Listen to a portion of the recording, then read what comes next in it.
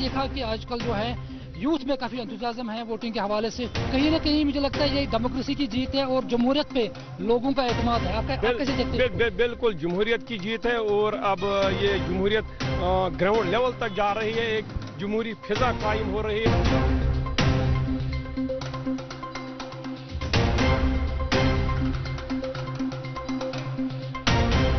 मे कर पन vote cast, मे चुन पन कैंडिडेट, लोकल मुद्दों खतर चुन मे कैंडिडेट।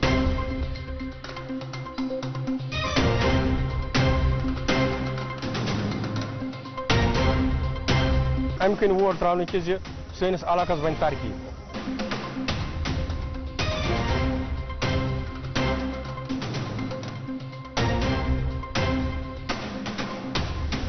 वोट जो अभी हम डाल रहे हैं वो डेवलपमेंट और अपना नुमाइंदा चुनने के लिए हमें यहाँ डेवलपमेंट होनी चाहिए, और बाकी जो भी यहाँ पे यूथ बेरोजगार यूथ है तो उनके लिए कुछ रोजगार फराम होना चाहिए, इसलिए हमने वोट कास्ट किया।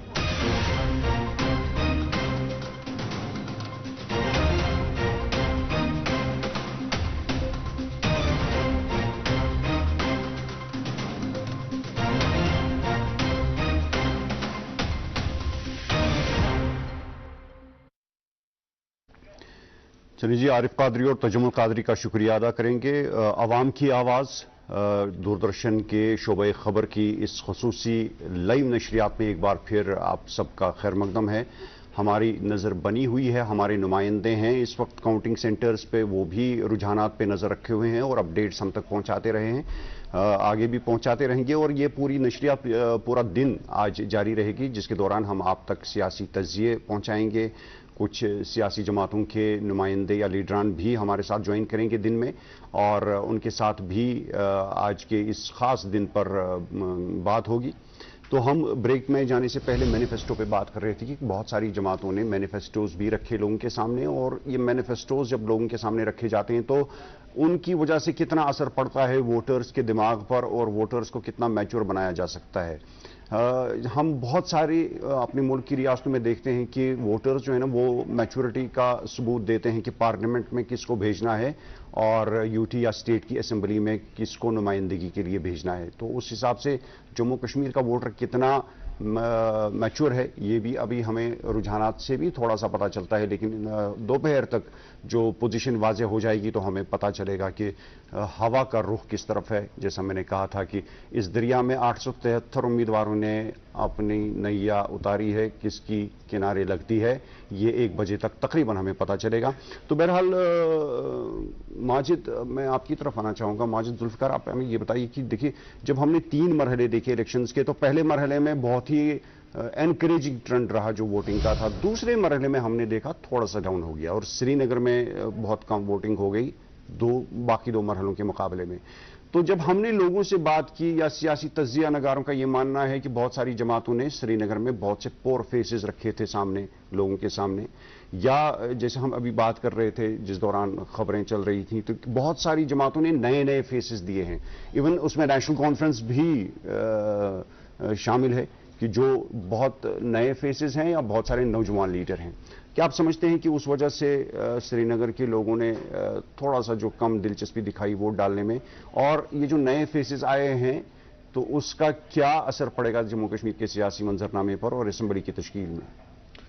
देखिए मुबशर साहब, पहली बात जो आपने की कि श्रीनगर में कम पोलिंग हुई जी, तो अगर ट्रेडिशनली हम देखें पिछले 30-35 साल से जो भी इलेक्शंस हुए श्रीनगर में हमेशा कम पोलिंग होती रही। 2014 में भी जब बाकी जगह पे 60-70% पोलिंग हुई तो श्रीनगर में उस टाइम पे भी कम हुई थी, और आज भी बट शायद 30-32% पोलिंग हुई यहाँ पे, तो वो एनकरेजिंग साइन था जी। तो जो आप ये अभी बता रहे थे कि नए चेहरे थे, नेशनल कॉन्फ्रेंस में तो ऑलमोस्ट पुराने बहुत सारे लोग थे, सागर साहब थे, मुबारक साहब, शमीम जो आप देखते हैं जैसे अभी एहसान परदेसी साहब हैं, बहुत सारे ऐसे चेहरे हैं, या मुश्ताक गुरु साहब थे। मुश्ताक गुरु बिल्कुल एक नया नाम है पीडीपी बहुत सारे लोगों के लिए। पीडीपी के तो मैक्सिमम नए ही लोग थे जी।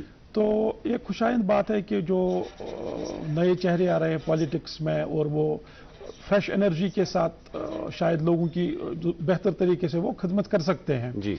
तो आप इसमें ये देखना है कि अगर आप देखेंगे जो अभी 90 सीट्स पे या वैली की 47 सीट्स पे अगर आप देखेंगे तो 47 में ऑलमोस्ट 30 तो रिपीट ही हो जाएंगे जो पहले एमएलए रह चुके हैं, या मे बी मोर जी। तो इसका ये भी जो पिछले कुछ सालों में बीजेपी ने भी ये कहा था, प्राइम मिनिस्टर साहब ने कहा था कि हम नए चेहरे लाएंगे, शायद वो सिस्टम चला नहीं, तो वोटर्स के साथ वो रेजोनेट हुआ नहीं। तो इसलिए अब अभी जो अर्ली ट्रेंड्स आ रही है, अर्ली ट्रेंड्स भी ऑलमोस्ट एग्जिट पोल जो था जी उसके आसपास ही है कहीं।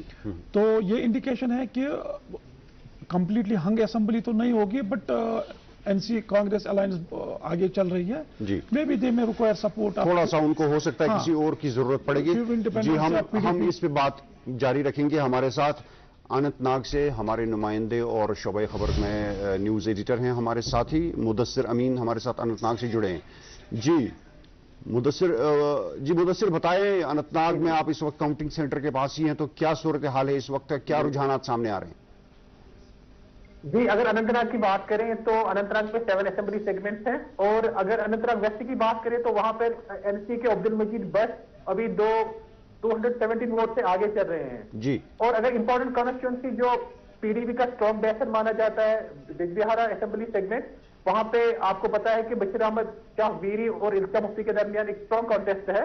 वहां पर जो हमारे पास अभी आंकड़े आ रहे हैं तो बशीर अहमद वीरी लीड कर रहे हैं 872 वोट से जी। अगर शांगस अनंतनाग ईस्ट की बात करें तो वहां पे एनसी के रियाज अहमद खान 461 वोट से लीड कर रहे हैं, और इसके बाद हमारे पास यही आंकड़े भी अवेलेबल है, तो यही लग रहा है कि एनसी अनंतनाग में 3 सेगमेंट से लीड कर रही है। अच्छा। और अगर कुकरनाग की बात करें तो वहां पे भी एनसी लीड कर रहा है, और अगर डोरू की बात करें वहां पर इंडियन नेशनल कांग्रेस के Ghulam Ahmad Mir more than 3000 vote से लीड कर रहे हैं जी। तो ये अभी इब्तिदाई रुझानात हैं, इस पर आप नजर बनाइए रखिए। सिक्योरिटी के हवाले से बताइए कि क्या इंतजाम किए गए हैं ताकि वोटिंग का जो ये काउंटिंग का अमल है इसको खुश उसलूबी के साथ अंजाम तक पहुंचाया जा सके?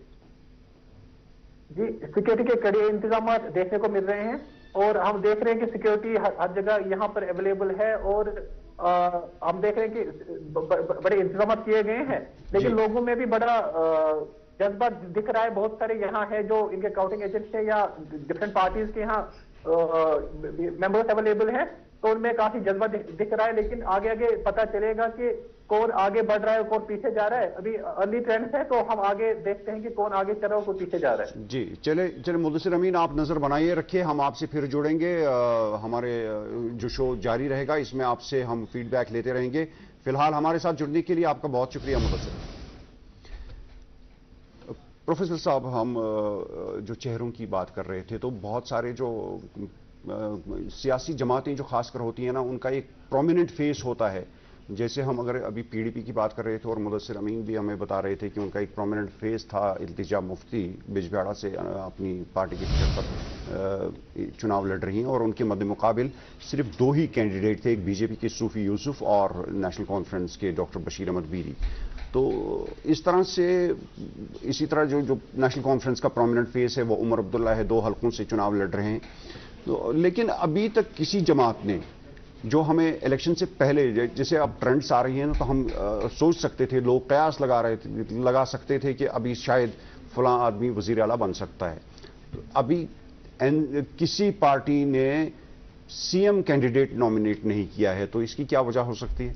आप किस तरह से देख सकते हैं इसको? किसी पार्टी का ये जो है कि उन्होंने अभी चीफ मिनिस्टीरियल कैंडिडेट जो है जी, पार्टियां चूंकि कंटेस्ट कर रही है, एक अलायंस है कांग्रेस और नेशनल कॉन्फ्रेंस की, तो वहां मुझे लगता है कि ये अंडरस्टैंडेबल है कि चीफ मिनिस्टीरियल कैंडिडेट जो होगा वो नेशनल कॉन्फ्रेंस पार्टी का ही होगा। तो फिर आपके पास चॉइस क्या है नेशनल कॉन्फ्रेंस में? चूंकि उमर अब्दुल्ला साहब ने कहा कि पहले जो उनका वो मैं कॉन्टेस्ट करूं या ना करूं, but ultimately one of the considerations with him was कि उन्होंने कहा कि फारूक साहब की तबीयत ठीक नहीं रहती है, तो I had to contest, meaning thereby कि he is the chief ministerial candidate from NC Congress जी। तो दूसरा ये है कि अगर किसी पार्टी का कोई लीडर वो कंटेस्ट नहीं करता है, that is not a disqualification for becoming chief minister. Chief minister उसके बाद भी वो बन सकते हैं। है, हाँ, तो तीसरी बात यह है कि इन केस ये बीजेपी जो है, बीजेपी हुकूमत बना सकती है विद और विदाउट अदर पार्टीज और अदर कैंडिडेट्स। तो चूंकि वो एक कार्डर बेस्ड पार्टी है, एक नेशनल पार्टी है, तो उनको भी नेचुरली देयर आर अदर, चूंकि चीफ मिनिस्टर का जो सिलेक्शन होता है इसमें बहुत सारे कंसिडरेशंस होते हैं जी। बीजेपी का जो आइडियोलॉजिकल कैरेक्टर है उसमें आप एक्सपेक्ट नहीं कर सकते हैं कि वो कोई चीफ मिनिस्टीरियल कैंडिडेट, ऐसा हुआ है बहुत सारे स्टेट्स में, मतलब it may be A sort of A theoretical discussion here. तो उसमें नेचुरली वो चॉइस जो है, कोई कंपल्शन नहीं था कि दिस और that person can be the chief ministerial candidate. लेकिन प्रोमिनेंट अलायंस जो है, जो एग्जिट पोल से भी निकला और जो अर्ली ट्रेंड्स भी दिखा रहे हैं, एनसी कांग्रेस जी, तो उसमें चीफ मिनिस्टीरियल कैंडिडेट जो है वो तकरीबन हमें भी पता है और हर लोगों को पता है कि वो कौन हो सकता है। जी बिल्कुल। तो जुल्फर, जैसे सियासी जमातें इलेक्शन लड़ रही हैं जम्मू कश्मीर में, तो जम्मू कश्मीर में असेंबली में 90 नशस्तें हैं। अब 90 नशस्तों पर हमने देखा कि सभी लोग इलेक्शन नहीं लड़ रहे हैं, कुछ ना कहीं कुछ सीट्स खाली रख दी हैं और कहीं पर फ्रेंडली अलायंस है। जैसे हम सोपोर की नशस्त अगर देखें तो एनसी और आईएनसी का वहां पर फ्रेंडली कंटेस्ट भी है, नेशनल कॉन्फ्रेंस का भी कैंडिडेट है और कांग्रेस का भी कैंडिडेट मैदान में है। ये भी एक सूरत हाल देखने को मिल रही है। लेकिन अब हम ये देखते हैं कि बीजेपी की सेंटर में गवर्नमेंट है, पिछले 10 साल से उन्होंने जम्मू कश्मीर की तरक्की, खुशहाली, अमन अमान कायम करने के बारे में बहुत काम किए और बहुत दावे भी किए। ये किस हद तक सही है तो अवाम ही फैसला कर सकते हैं, आज ही अवाम का फैसला आने वाला है। लेकिन बीजेपी के कैंडिडेट कश्मीर में एक तो बहुत कम हैं और जो हैं भी वो इतने प्रोमिनेंट नहीं है। खैर वो ज़रूरी इसलिए सही है कि बीजेपी जम्मू कश्मीर में अपनी रूट्स इतना मजबूत नहीं कर पाई है। तो कश्मीर में बीजेपी के कैंडिडेट्स का बहुत कम होना या ना होने के बराबर होना, और जम्मू में वो हो सकता है कि मेजॉरिटी ले लें, तो ये क्या जानबूझकर किया जाता है कि एक हंग असेंबली देंगे फिर अलायंस वाली गवर्नमेंट बनाएंगे? देखिए मुबशर साहब, आपने जो बात की कि बीजेपी ने वैली में बहुत कम कंटेस्टिंग कैंडिडेट्स उनके हैं, 19 हैं जी। तो और आपने एक बात बताई कि उनके कोई प्रोमिनेंट फेसेस यहाँ पे नहीं है। तो अगर हम बीजेपी की हिस्ट्री देखें, कश्मीर वैली में तो बीजेपी एग्जिस्ट ही नहीं कर रही थी कुछ साल पहले जी। तो शायद इस बार भी वो कश्मीर वैली से कोई सीट नहीं जीत पाएंगे, 19 में से कहीं नहीं, शायद एक जगह वो थोड़ा सा गुरेज में। तो जी, लेकिन मैं आपको बता दूं कि अभी तक जो ट्रेंड्स आई हैं वहां पर नज़ीर गुरेजी एक कैंडिडेट हैं, वो फिलहाल आगे जा रहे हैं अपने मद्दे मुकाबिल से। लेकिन बीजेपी का जो कैंडिडेट है, जैसे आपने कहा फकीर मोहम्मद खान, उनका भी एक अच्छा खासा वहां पर एक मजबूत बुनियाद बनी हुई है। और इस दौरान जो ट्रेंड्स भी हमारे पास आ रही हैं उनके मुताबिक नेशनल कॉन्फ्रेंस 31 सीटों पर आगे जा रही है और बीजेपी 22 सीटों पर अपनी लीड बनाए हुए है। जी जुल्फा, तो इस बार जो बीजेपी है वोट शेयर पे नजर रखनी है कि उनका कश्मीर वैली में जो वोट शेयर है, अगर 2014 में उनका जो भी था 1% 2%, इस बार वो कहां पे पहुंचे।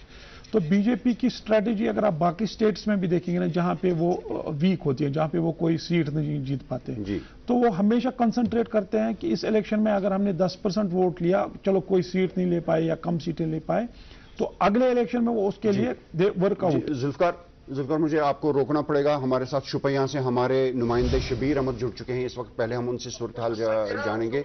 जी शबीर, आप इस वक्त शुपियां में हैं, काउंटिंग सेंटर के बाहर, तो बताइए कि रुझानात क्या आ रहे हैं और इस वक्त सूरत हाल है क्या है वहां पर? जी शबीर। हमारे पास होती है शबीर, आप तक अगर मेरी आवाज आ रही है तो बताइए शुपियां से क्या रुझानात आ रहे हैं?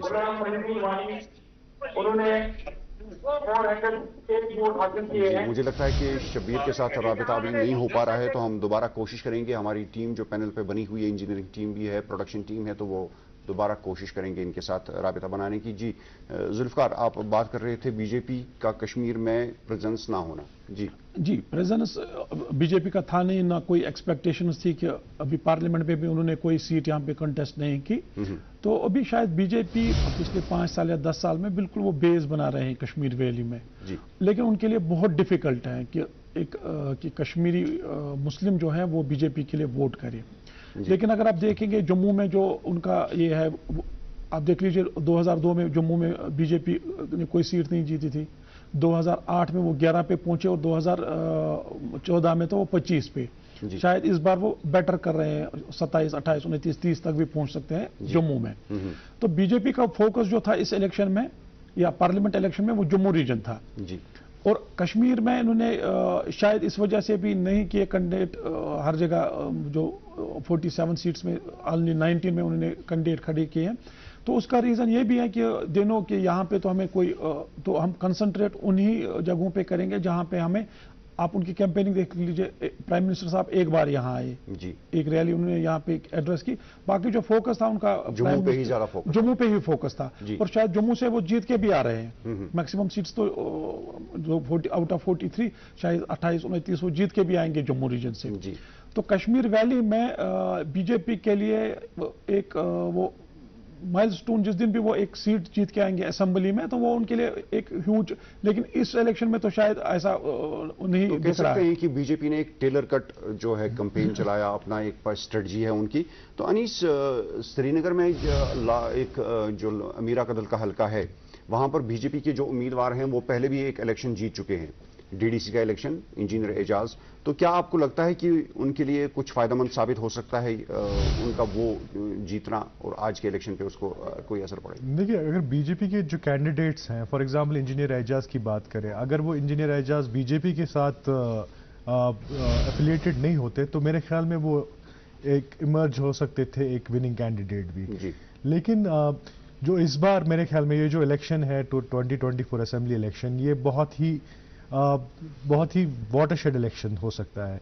और खासकर जो इलेक्टोरल फ्रेम में है, जो इस बार चाहे वो एनसी का कैंडिडेट हो, पीडीपी का कैंडिडेट हो या किसी और पार्टी का कैंडिडेट हो, जो इस बार नहीं जीत सकता, मेरे ख्याल में उसका पॉलिटिकल कैरियर इसके आगे उसको जो पिछले 5 सालों में जो उसको मौका मिला है अपना ग्राउंड डेवलप करने के लिए, मेरे ख्याल में वो आगे उसका प्रोजेक्शन इंक्रीज नहीं हो सकता है। और सिमिलरली फॉर बीजेपी को एक फुल फ्री हैंड मिला पिछले 5 सालों में, जबकि उनके पास मौका था कि वो इस इलेक्शन में काफी सारा गेन हासिल कर सकती थी। लेकिन जो सूरत हाल कश्मीर में बने अब ये बहुत ही मुश्किल है कि वो अगर 1-2 सीट्स जीत भी पाएंगी कश्मीर वैली में, लेकिन they will not emerge as a major party in Kashmir in the coming years for a long time. तो चलिए, इस दौरान शुपैया के हमारे नुमाइंदे शबीर के साथ हमारा राबिता फिर से जुड़ चुका है। शबीर से बात करते हैं। जी शबीर, अगर आवाज आ रही है तो बताइए क्या सूरत हाल है इस वक्त शुपैया में?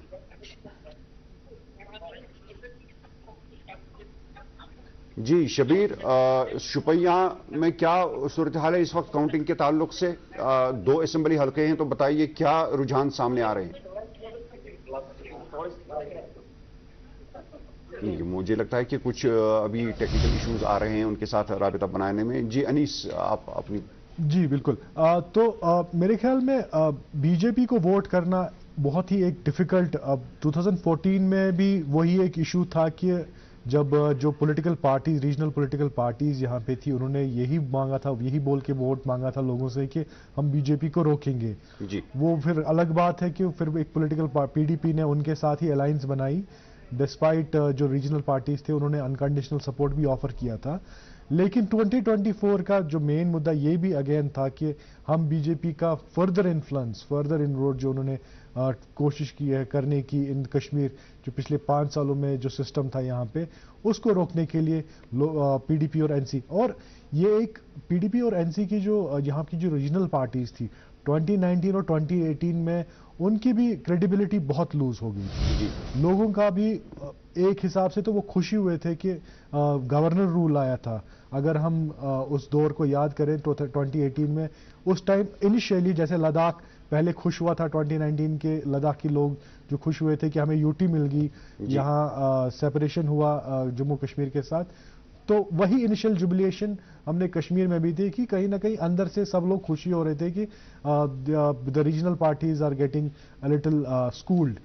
बट ओवर द इयर्स जो बीजेपी ने फिर यहाँ पे जो जिस हिसाब से गवर्नेंस की, या जो एलजी हुकूमत थी या एडमिनिस्ट्रेशन थी, यहाँ की लोकल एडमिनिस्ट्रेशन थी, वो एक रिप्रेजेंटेटिव गवर्नमेंट को तो रिप्लेस नहीं कर पाई पूरी तरीके से, obviously for obvious reasons. Democratic institutions जो डेमोक्रेसी में असेंबली की या गवर्नमेंट की जो वक़्त होती है, उसको तो वो रिप्लेस नहीं कर पाए, एज एन ऑल्टरनेटिव अपने आप को प्रोड्यूस नहीं कर पाए। तो उस वजह से लोगों में काफ़ी ज़्यादा जो एंटी इनकम्बेंसी भी इसको बोल सकते हैं कि जो अभी सिस्टम है उसके खिलाफ जो इतना, तो एक हिसाब से एनसी और पीडीपी को बहुत पुश मिला कि, और इसीलिए मैं कहता हूं कि जो इस वक्त के कैंडिडेट हैं उनके लिए काफी आसान होना चाहिए अपना जो है अभी इस इलेक्शन में अपने आप को प्रूव करना, और specially in comparison with the BJP. जी बिल्कुल। तो इस दौरान जो रुझानात इस वक्त तक सामने आ रहे हैं, जो कुछ राउंड्स हो चुके हैं वोट काउंटिंग के, उसके हिसाब से उसके मुताबिक नेशनल कॉन्फ्रेंस 34 सीटों पर आगे चल रही है, इंडियन नेशनल कांग्रेस 7 सीटों पर अपनी सबकत बनाए हुए है। सीपीआईएम के एक कैंडिडेट हैं जो अपने मोहम्मद यूसुफ तारिगामी, जो हमारे कुलगाम के नुमाइंदे हैं खुर्शीद पटरो, उन्होंने हमें ये इतला भेजी है कि मोहम्मद यूसुफ तारिगामी को अभी तक जो है वो 3856 वोट मिले हैं, और सैयार अहमद ऋषि उनके मद्दे मुकाबिल हैं, आज़ाद उम्मीदवार हैं, वो उनसे पीछे चल रहे हैं। और सकीना यतो जो कुलगाम से ही इलेक्शन लड़ रही है नेशनल कॉन्फ्रेंस की टिकट पर, वो भी अपने हल्के में आगे चल रही है। और बीजेपी जो है वो 23 सीटों पर अपनी सबकत बनाए हुए है इस वक्त तक। बहरहाल उमर अब्दुल्ला नेशनल कॉन्फ्रेंस के जो हैं वो 2 हलकों से इलेक्शन लड़ रहे हैं, वो एक गांधरबल से भी चुनाव लड़ रहे हैं और बडगाम हल्के से भी चुनाव लड़ रहे हैं। प्रोफेसर वानी साहब, उमर अब्दुल्ला का 2 हलकों से चुनाव लड़ना क्या मायने रखता है, क्योंकि जब उन्होंने पहला नॉमिनेशन भरा तो वो गांधरबल से भरा, क्या आपको लगता है कि उनको खतरा वहां पर महसूस हुआ और उनको अपनी सीट सिक्योर करने के लिए बडगाम का रुख भी करना पड़ा, अगरचे जो इस वक्त के रुझानात हैं गांधरबल की जो 2 निशस्तें हैं दोनों पर नेशनल कॉन्फ्रेंस आगे जा रही है? जी, ये जो उनका 2 सीट से कंटेस्ट करना, एक तो एक नॉर्मल सी बात होती है इलेक्टोरल डेमोक्रेसी में, हर जगह candidates contest from 2 seats, whether it is parliamentary election या असेंबली इलेक्शंस। लेकिन यहाँ इमीडिएटली मुझे लगता था कि बीच में नेशनल कॉन्फ्रेंस पर्टिकुलरली, या जो अब्दुल्ला फैमिली जो थे जिनका एक फोर्ट माना जाता था गांधरबल, उन्होंने वो कॉन्स्टिट्यूंसी वहां से छोड़ दी। पहले फारूक साहब कॉन्टेस्ट करते थे, फिर उमर साहब ने भी एक बार कॉन्टेस्ट किया, बीच में वो बीरवा चले गए, तो उससे कॉन्स्टिट्यूंसी के साथ एक डिस्कनेक्ट हो जाता है। ठीक है कि वहां इशफाक जब्बार वो नेशनल कॉन्फ्रेंस के ही थे, तो बीच में शायद ये एक कैलकुलेशन हमेशा होती है पॉलिटिकल पार्टी की, जो हाई प्रोफाइल पॉलिटिकल लीडर होता है और जो चीफ मिनिस्टीरियल कैंडिडेट भी होगा, उनके लिए एक सेफ कॉन्स्टिट्यूंसी क्या हो सकती है। तो वो तो एक था, उसमें एक कंसिडरेशन थी कि हम गांधरबल से जाएंगे, लेकिन फिर जैसा कि उन्होंने बाद में, वो आपको भी पता है हमें भी पता है कि उसमें कुछ और भी फैक्टर्स ऐड हो गए, तो अल्टीमेटली वो बडगाम से भी कंटेस्ट कर गए। तो बडगाम भी नेचुरली जहां से आगा रूहुल्ला उनकी कॉन्स्टिट्यूंसी रही है, और अभी मैं ये भी कहूंगा कि एक बड़ी कंसिडरेशन ये थी कि आगा रूहुल्ला एक शिया फिरके से ताल्लुक रखते हैं, लेकिन 94% वोटर जो थे वो सुन्नी थे, जिन्होंने उनको वहां से इलेक्ट किया। तो लाजमी तौर पर हमारा ये कैलकुलेशन है कि प्रेडोमिनेटली शिया कॉन्स्टिट्यूंसी में एक सुन्नी कैंडिडेट जाए तो वो नेशनल कॉन्फ्रेंस का, वो तो एक किस्म का एक मैं फेवर नहीं करूंगा, लेकिन बाय एंड लार्ज ये है कि ये सेफ कॉन्स्टिट्यूंसी है। सियासी तजिया नगारों और आम लोगों का भी यही कयास था कि बडगाम उनके लिए एक सेफ कॉन्स्टिट्यूंसी हो सकती है और गांधरबल में एक मुकाबला सख्त हो सकता है। कुलगाम की 3 निशस्तें हैं, असेंबली की 3 निशस्तें कुलगाम जिले में हैं, वहां पर अभी सूरत हाल क्या है, हमारे नुमाइंदे हैं तनवीर वानी, तो उनसे ताज़ा तरीन सूरत हाल लेंगे। जी तनवीर, बताएं, आप काउंटिंग सेंटर पे खड़े हैं, तो क्या रुझान सामने आ रहे हैं इस वक्त? देखिए इस तरह से सुबह सवेरे से ही हम लगातार काउंटिंग सेंटर के बाहर और हम आपको बताएं कि कड़ी हिफाजत इंतजाम किए गए थे और उसके बाद 8 बजे से ही काउंटिंग प्रोसेस जो है वो स्टार्ट हो गई है। लेकिन फिलहाल फर्स्ट राउंड में ये हमें अपडेट दिया गया कि जो कुलगाम मेन है, यहाँ पे सीपीआईएम के सीनियर लीडर मोहम्मद यूसुफ तारिगामी जो हैं वो 2045 वोट से आगे है, जबकि इंडिपेंडेंट कैंडिडेट जो है 1597 वोट से आगे हैं। इस तरह से एक मुकाबला जो है वो सीपीआईएम और इंडिपेंडेंट कैंडिडेट के दरमियान हो रहा है।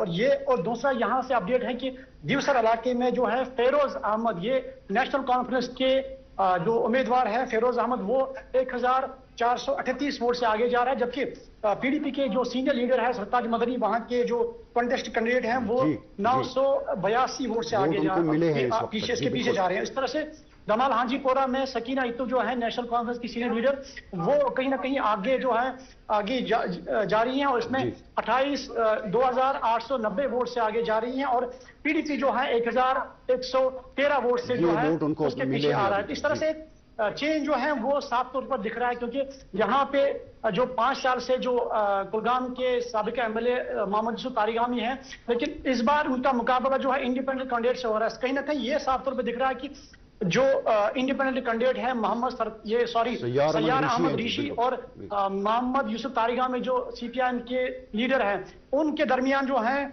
ज्यादा फर्क भी नहीं दिख रही है। तो इस तरह से अगर 1-2 राउंड में, फिलहाल फर्स्ट राउंड में ये खुलासा किया हमने कि 2000 वोट से सीपीआईएम जो है वो मेन कुलगाम में लीड कर रहा है मोहम्मद यूसुफ तारिगामी 2045 वोट से, जबकि इंडिपेंडेंट कैंडिडेट जो है 15,597 वोट से जो है उनके पीछे आ रहे हैं। इस तरह से एक ज्यादा डिफरेंस भी नहीं है, 500 वोटों की फर्क है। तो कहीं ना कहीं एक साफ तौर पर ये इशारा मिल रहा है कि लोग जो है बदलाव चाहते हैं और बदलाव जो है वो अभी आने वाला वक्त ही बताएगा, क्योंकि कुछ लम्हात ही बचे। फर्स्ट राउंड की बात तो ये हमारा फर्स्ट राउंड यहाँ पे चल रहा है, सेकंड राउंड का रिजल्ट है वो हमारे पास आना बाकी है। लेकिन एक इशारा मिल रहा है कि लोग जो है, जो वलवला पाया जा रहा था पहले ही रैलीज में, जिसमें से नौजवान जो है वो बढ़ चढ़ के रैलीज में हिस्सा उन्होंने लिया और जमहूरियत को मजबूत बनाने के लिए जो सामने आए थे नौजवान, तो यहाँ पे भी वो बदलाव जो है, क्योंकि वोट परसेंटेज इस बार ज्यादा हुई है कश्मीर घाटी में। इस तरह से हम ये बताएं आपको कि प्रोग्राम में 25 कैंडिडेट जो है जिनकी किस्मत जो है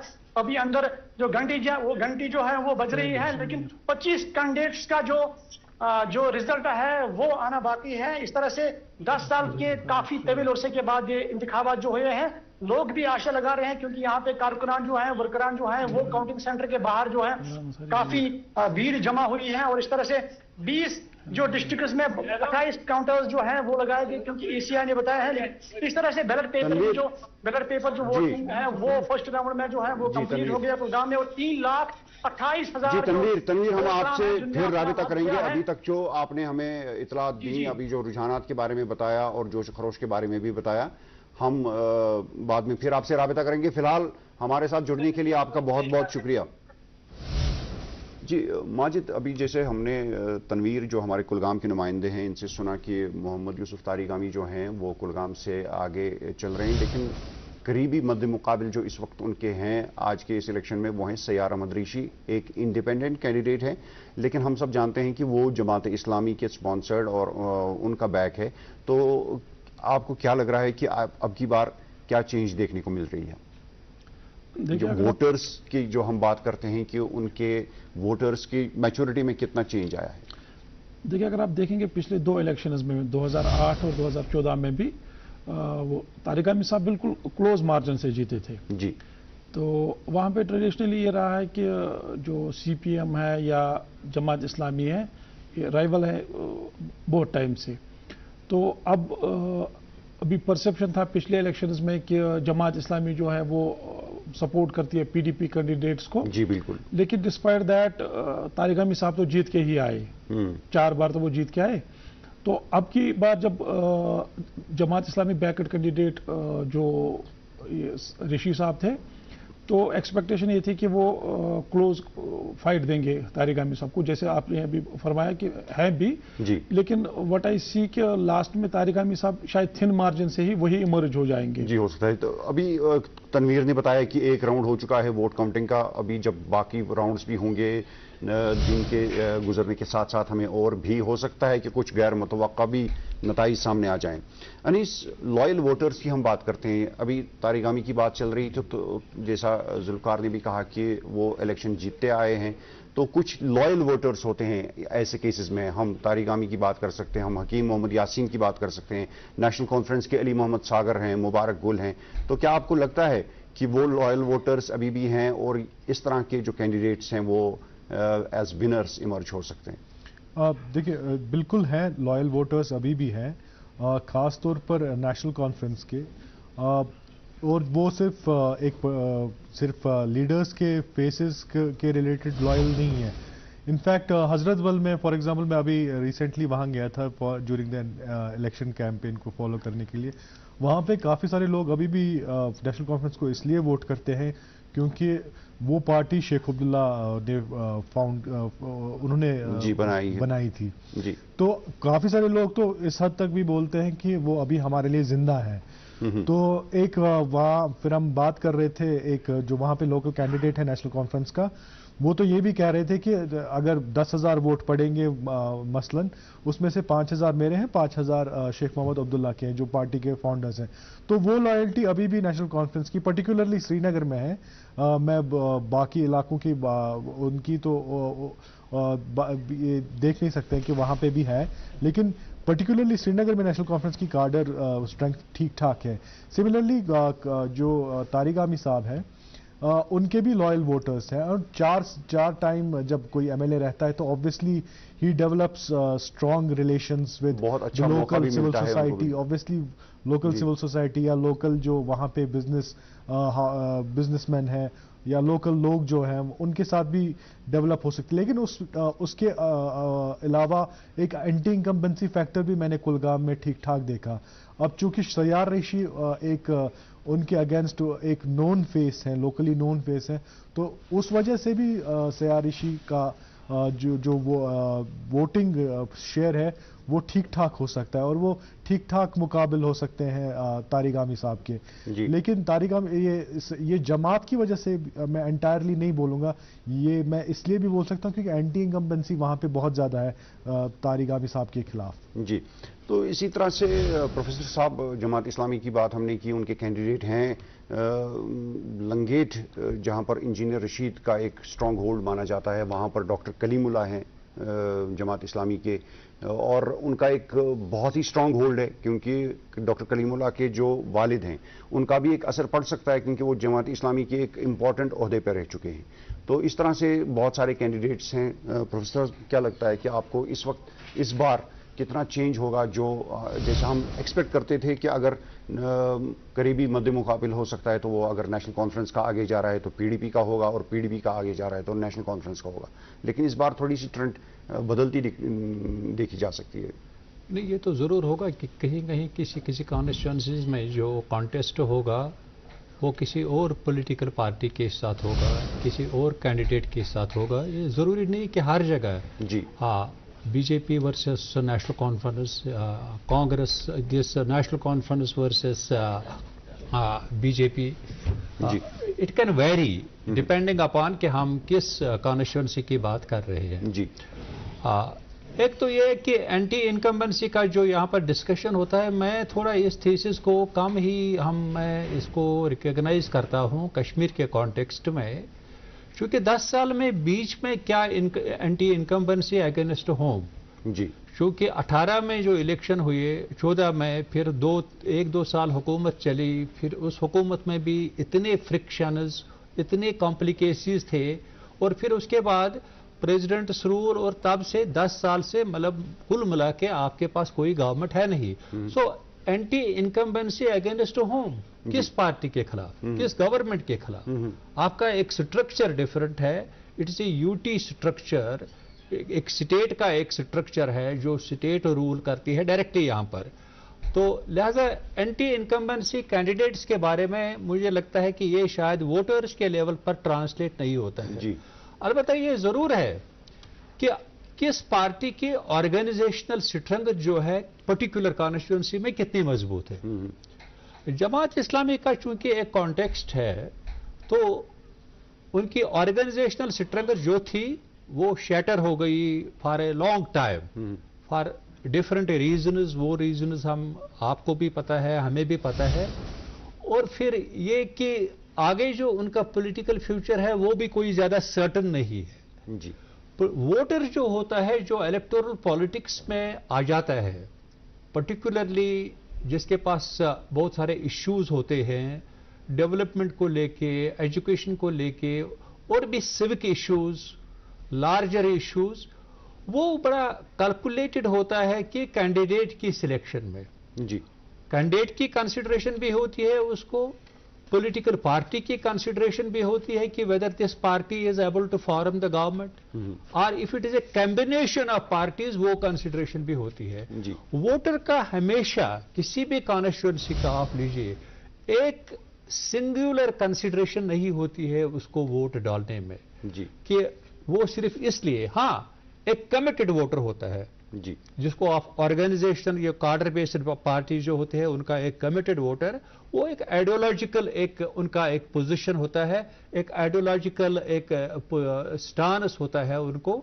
वो जमात इस्लामी का फॉर अंडरस्टैंडेबल रीजंस वो एक्टिवेट नहीं हुआ, लिहाजा। और दूसरी तरह से चूंकि आप कुलगाम की बात कर रहे थे, मोहम्मद यूसुफ तारिगामी की, तारिगामी साहब का एक एडवांटेज रहा है over a period of time कि उनको बहुत देर से वहां पर वो एमएलए रहे हैं और बड़े इन्फ्लुएंशियल एमएलए रहे हैं। उन्होंने हमेशा जो रूलिंग डिस्पेंसेशन यहां थी उनकी सपोर्ट किया, जिसका डायरेक्ट फायदा कुलगाम को हुआ। मैं उस इलाके को पूरा, मैं आपको एक आई विटनेस भी बोलूंगा कि वहां डेवलपमेंटल सिनेरियो जो कुलगाम का है जी, बहुत सारे इंडिकेटर्स को लेके उसका डायरेक्ट बेनिफिट कुलगाम कॉन्स्टिट्यूएंसी को हुआ है, एक बात। दूसरा ये कि वहां जो ऑर्गेनाइजेशनल स्ट्रेंथ है सीपीआईएम की, जितनी भी है वो है अपनी जगह जी। और तीसरी बात यह है क्योंकि जमात इस्लामी के एंटर होने से एक आइडियोलॉजिकल कॉन्टेस्ट शार्प हो जाता या आइडियोलॉजिकल पोलराइजेशन होती। लेकिन इलेक्शन जो आज की दुनिया में हो रहे हैं, ये न सिर्फ जम्मू कश्मीर में बल्कि इंडिया में, आइडियोलॉजिकल कंसिडरेशन, सिर्फ आइडियोलॉजिकल कंसिडरेशन जो है, पहले आपने कहा था कि कितने लोग मैनिफेस्टो पढ़ते हैं, कितने लोग पॉलिटिकल पार्टीज का प्रोग्राम अंडरस्टैंड करते हैं, ये चीजें में मुझे लगता है कि सब उस चीज पर वोट नहीं होता है कि आइडियोलॉजिकल कि इस पार्टी की आइडियोलॉजी ये है। Real politic, pragmatism, political realism जो है वो यही होता है कि वोटर को बहुत सारे कंसिडरेशंस होते हैं वोट डालते वक्त। जी, उनके अपने मुद्दे होते हैं, उनके अपने मसाइल होते हैं, या कोई भी कंसिडरेशन लेकर एक वोटर आता है वोट डालने के लिए। बहरहाल अभी तक के रुझानात के मुताबिक, जो काउंटिंग के कुछ अदवार हुए हैं उनके मुताबिक 40 निशस्तों पर नेशनल कॉन्फ्रेंस अपनी सबकत बनाए हुए है। बीजेपी 23 पर आगे चल रही है, लेकिन पीडीपी का आंकड़ा कुछ डिस्टर्बिंग लग रहा है।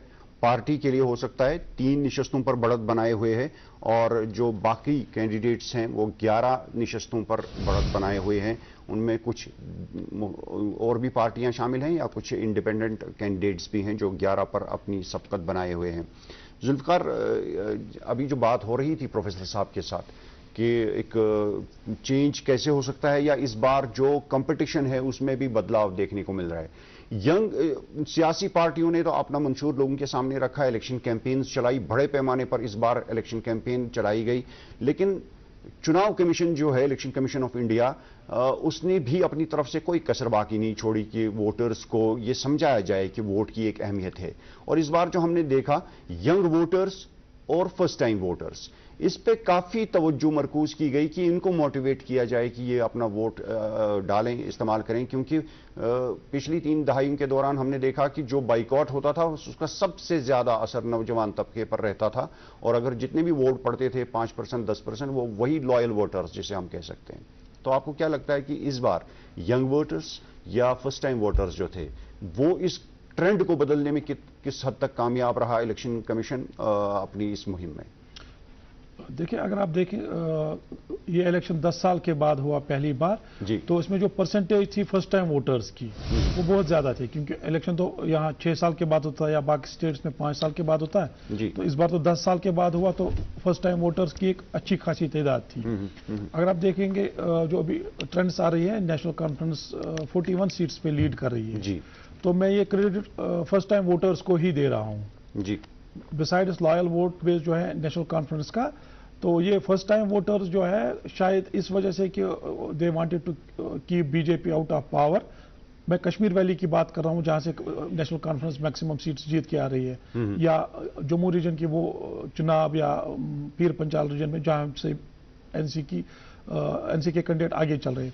अगर आप देखेंगे कि कांग्रेस का नंबर जो है बहुत कम है जी, तो कांग्रेस इज परफॉर्मिंग बैडली, तो 7-8 जगह पे वो लीड कर रहे हैं, 8 सीटों पर उनकी सबकत बनी हुई है जी। तो यहाँ पे जो नेशनल कॉन्फ्रेंस है वो सिंगल लार्जेस्ट पार्टी ही नहीं इमर्ज हो रही है, ऑलमोस्ट वो तो जो ये 46 का मार्क है मेजॉरिटी के लिए, बिल्कुल 5 सीटें पीछे है। तो एग्जिट पोल्स जो भी थे वो 30-35 का जो एग्जिट पोल दे रहे थे एनसी को, तो शायद NC is performing better than expected. तो उसका एक क्रेडिट जो है वो फर्स्ट टाइम वोटर्स को ही जाएगा जी, जिन्होंने शायद ये समझ के कि हम एक ही पार्टी को पूरा मैंडेट देंगे ताकि वो हमारे जो मसले हैं या बाकी इश्यूज हैं वो हल कर पाएंगे जी। तो बीजेपी जम्मू रीजन से इमर्ज हो रही है एज एक्सपेक्टेड, लेकिन जो एक्सपेक्टेशन थी कि पीडीपी या बाकी जो अदर ग्रुप्स है कश्मीर वैली में वो कोई अच्छी खासी सीटें जीत के आएंगे, लेकिन ऐसा नहीं लग रहा है अभी तक, तो बिल्कुल ऐसा नहीं लग रहा है। PDP is leading just at 2 places जी। तो इसका ये एक क्रेडिट यंग वोटर्स को भी जाएगा या यहाँ के वोटर्स को भी, कि वो फ्रैक्चर्ड मैंडेट जो एक्सपेक्टेशन थी इतना फ्रैक्चर्ड नहीं है जी। तो शायद ये एनसी कांग्रेस अलायंस जो है तो ये 50 का मार्क क्रॉस करके सरकार बना सकते हैं without the support of independents या अदर पार्टीज जी। तो ये जो अभी रुझानात आ रहे हैं, ये जो ट्रेंड्स हैं, they are very early trends. अभी हो सकता है कि सूरत हाल तब्दील भी हो जाए, हो सकती है, लेकिन बहुत बार हमने ऐसा ही देखा है कि जो लोग बढ़त बनाते हैं, सबकत बनाते हैं, फिर उस पर वो कायम ही रहते हैं। जिस तरह अभी नेशनल कॉन्फ्रेंस 42 सीटों पर आगे चल रही है और इंडियन नेशनल कांग्रेस 7 सीटों पर आगे जा रही है और बीजेपी 23 सीटों पर आगे जा रही है। अनीस, जैसा हमने 2014 के इंतखाबात में देखा, पीडीपी 28 सीटें लेकर आई और बीजेपी 25 सीटें लेकर आई। फिर जो अलायंस बना इलेक्शन के बाद पीडीपी और बीजेपी का, उसमें पीडीपी का जो उन्होंने वजह रखी थी सामने अलायंस करने की, यही थी कि जम्मू को रिप्रेजेंटेशन मिलनी चाहिए, क्योंकि जम्मू वालों ने अपना फैसला सुना दिया है बीजेपी के हक में, बीजेपी को मैंडेट दिया है और बीजेपी के बगैर सरकार बनाना, ये उस वक्त के जो वजीर आला बने थे मुफ्ती मोहम्मद सईद साहब, उन्होंने यही बात कही थी कि बीजेपी के बगैर सरकार बनाना जम्मू के लोगों के साथ नाइंसाफी होगी।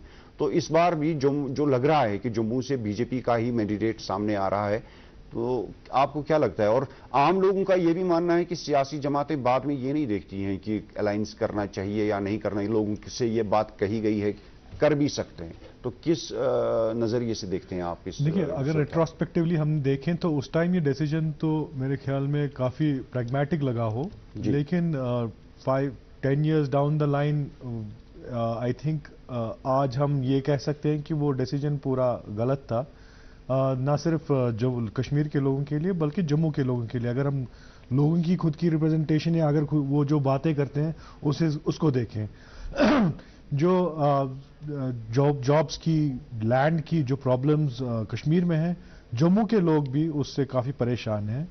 जो प्रॉब्लम्स यहाँ पे रिफ्लेक्ट होती है ग्राउंड में, जो सिविक इश्यूज है या चाहे बिग इशू प्रॉब्लम है, लार्जर पॉलिटिकल इशू है, वैक्यूम था पिछले 10 साल 5 साल में पर्टिकुलरली, वो यहाँ पे भी था तो जम्मू में भी था।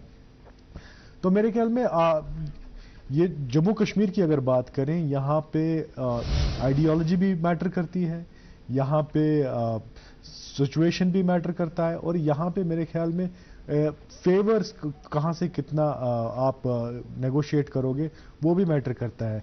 और जो वादा उस टाइम पे पीडीपी करके आई थी बिफोर ड्यूरिंग द कैंपेनिंग कि हम बीजेपी को रोकेंगे, उन्होंने वो वादा सिर्फ कुछ ही महीनों में तोड़ दिया जी। और उसका रिजल्ट हमारे सामने है आज कि पार्टी आज तितर बितर है। अगर वो आज 5 सीटें या 7 सीटें लेती है तो उनके लिए वो काफ़ी बेनिफिशियल होगा, काफ़ी एडवांटेजेस होगा कि पार्टी जिसने वो बड़ा डिसीजन उस टाइम लिया और जो उनकी हालत हुई फिर उनके बाद और लोगों की जो हालत थी उस हिसाब से तो ये पार्टी एब्लिटरेट होनी चाहिए थी जी। और उनका कार्डर बेस भी उतना स्ट्रांग नहीं है। जो हमने फिर देखा कि उनके लीडर्स कैसे एक के बाद एक निकले और different parties political parties join किया और कुछ ने तो अपनी ही पार्टी बना डाली। जी बिल्कुल नहीं। तो सिमिलरली आई मीन मेरे ख्याल में कहने का ये मतलब है कि इस बार parties will be a little more cautious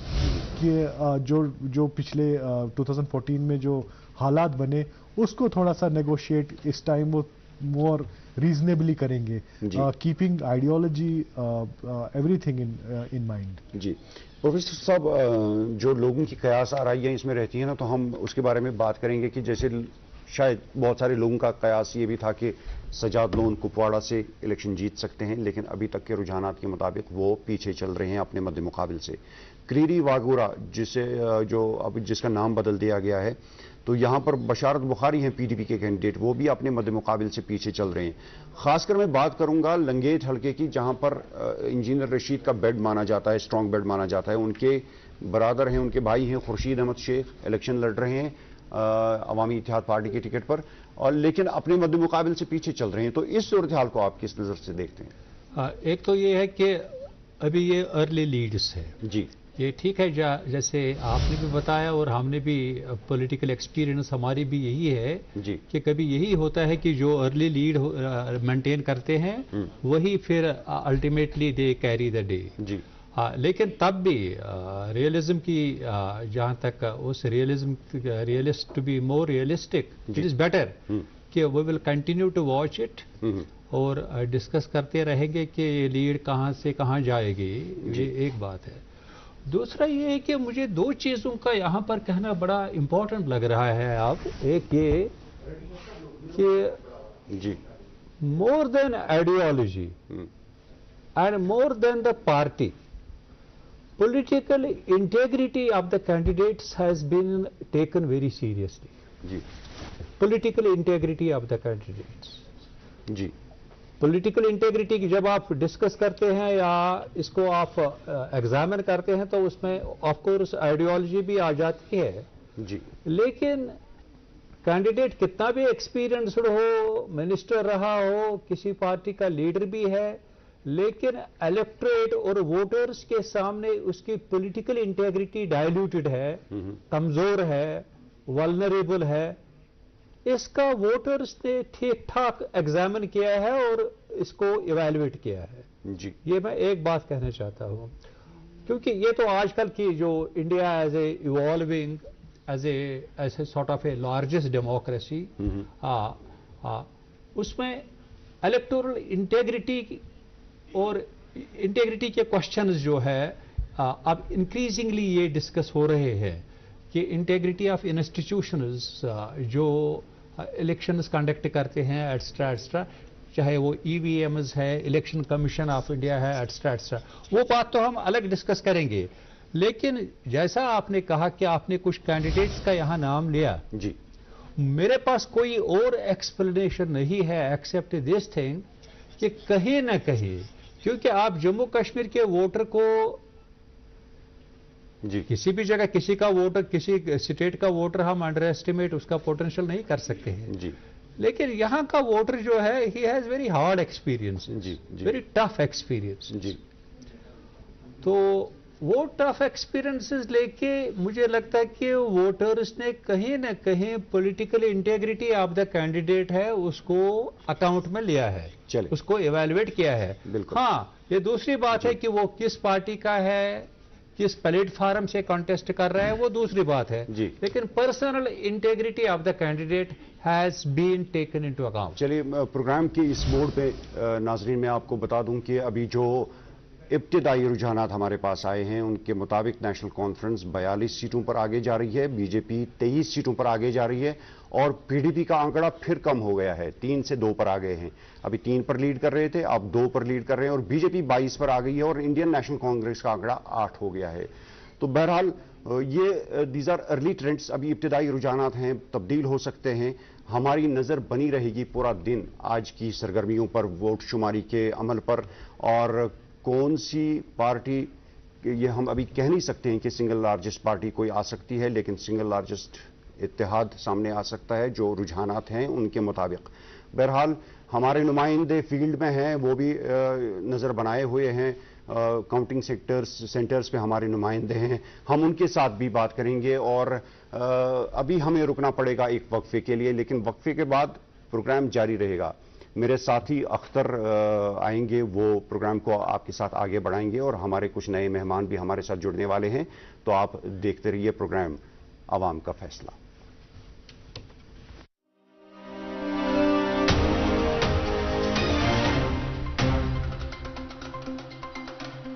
देखा कि आजकल जो है यूथ में काफी एंथुसियाज्म है वोटिंग के हवाले से। कहीं ना कहीं मुझे लगता है ये डेमोक्रेसी की जीत है और जमहूरियत पे लोगों का एतमाद है। आप कैसे देखते हैं? बिल्कुल जमहूरियत की जीत है और अब ये जमहूरियत ग्राउंड लेवल तक जा रही है, एक जमहूरी फिजा कायम हो रही है।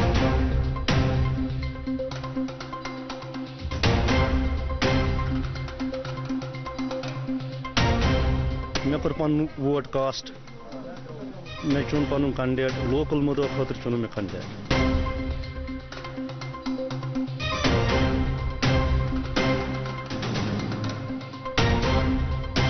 अमकन वोट त्रा सैनिस इलाकस बन तरक्की।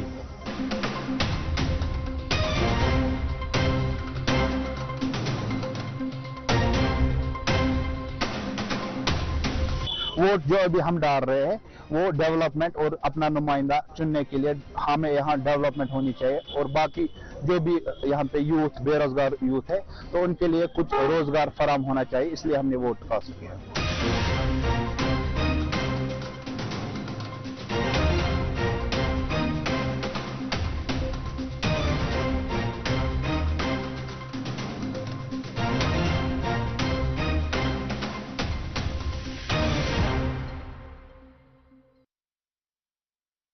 Ready, please.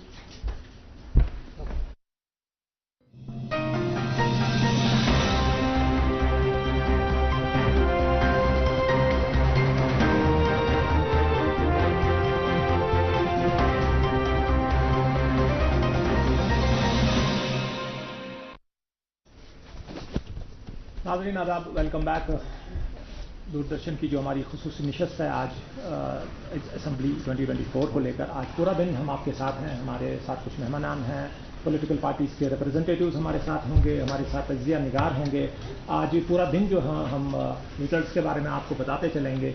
अभी फ़िलहाल की बात ये है कि रिजल्ट्स जो हैं, इब्तिदाई ट्रेंड्स जो है हमारी आना शुरू हुई हैं, जैसा कि इससे पहले आप देख रहे थे।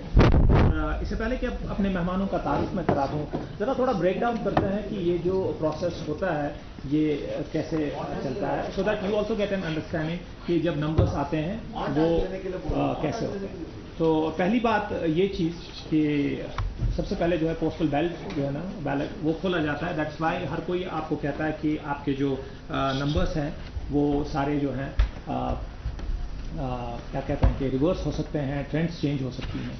तो अभी जो है ईवीएम खुलना शुरू हो गई हैं, ईवीएम जो है नंबर्स काउंटिंग शुरू होना हुई है। दैट्स वाई आप देखेंगे कि नंबर्स में बड़ा उतार चढ़ाव आएगा और पूरा दिन जो है हमारे नंबर्स जो हैं नाजरीन उतार चढ़ाव आप देखते रहेंगे।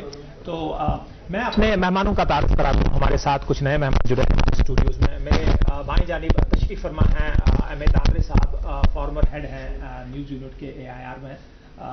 ये इनकी खासी नज़र है, बहुत कई दहाई से जो हैं इन्होंने पॉलिटिक्स और कश्मीर इलेक्शंस या इससे दीगर चीज़ें भी जो हैं कवर की हैं। सो उनकी एक्सपीरियंस और इनके एनालिसिस से भी इस्तेफादा हासिल करेंगे। उनके साथ तशरीफ़ फरमा हैं ताहिर मोहिउद्दीन साहब। ताहिर मोहिउद्दीन साहब जो हैं सीनियर जर्नलिस्ट हैं, हमारे एनालिस्ट हैं, पॉलिटिकल एनालिस्ट हैं, खासी दकीक नज़र रखते हैं इलेक्शन और इलेक्टोरल पॉलिटिक्स के हवाले से।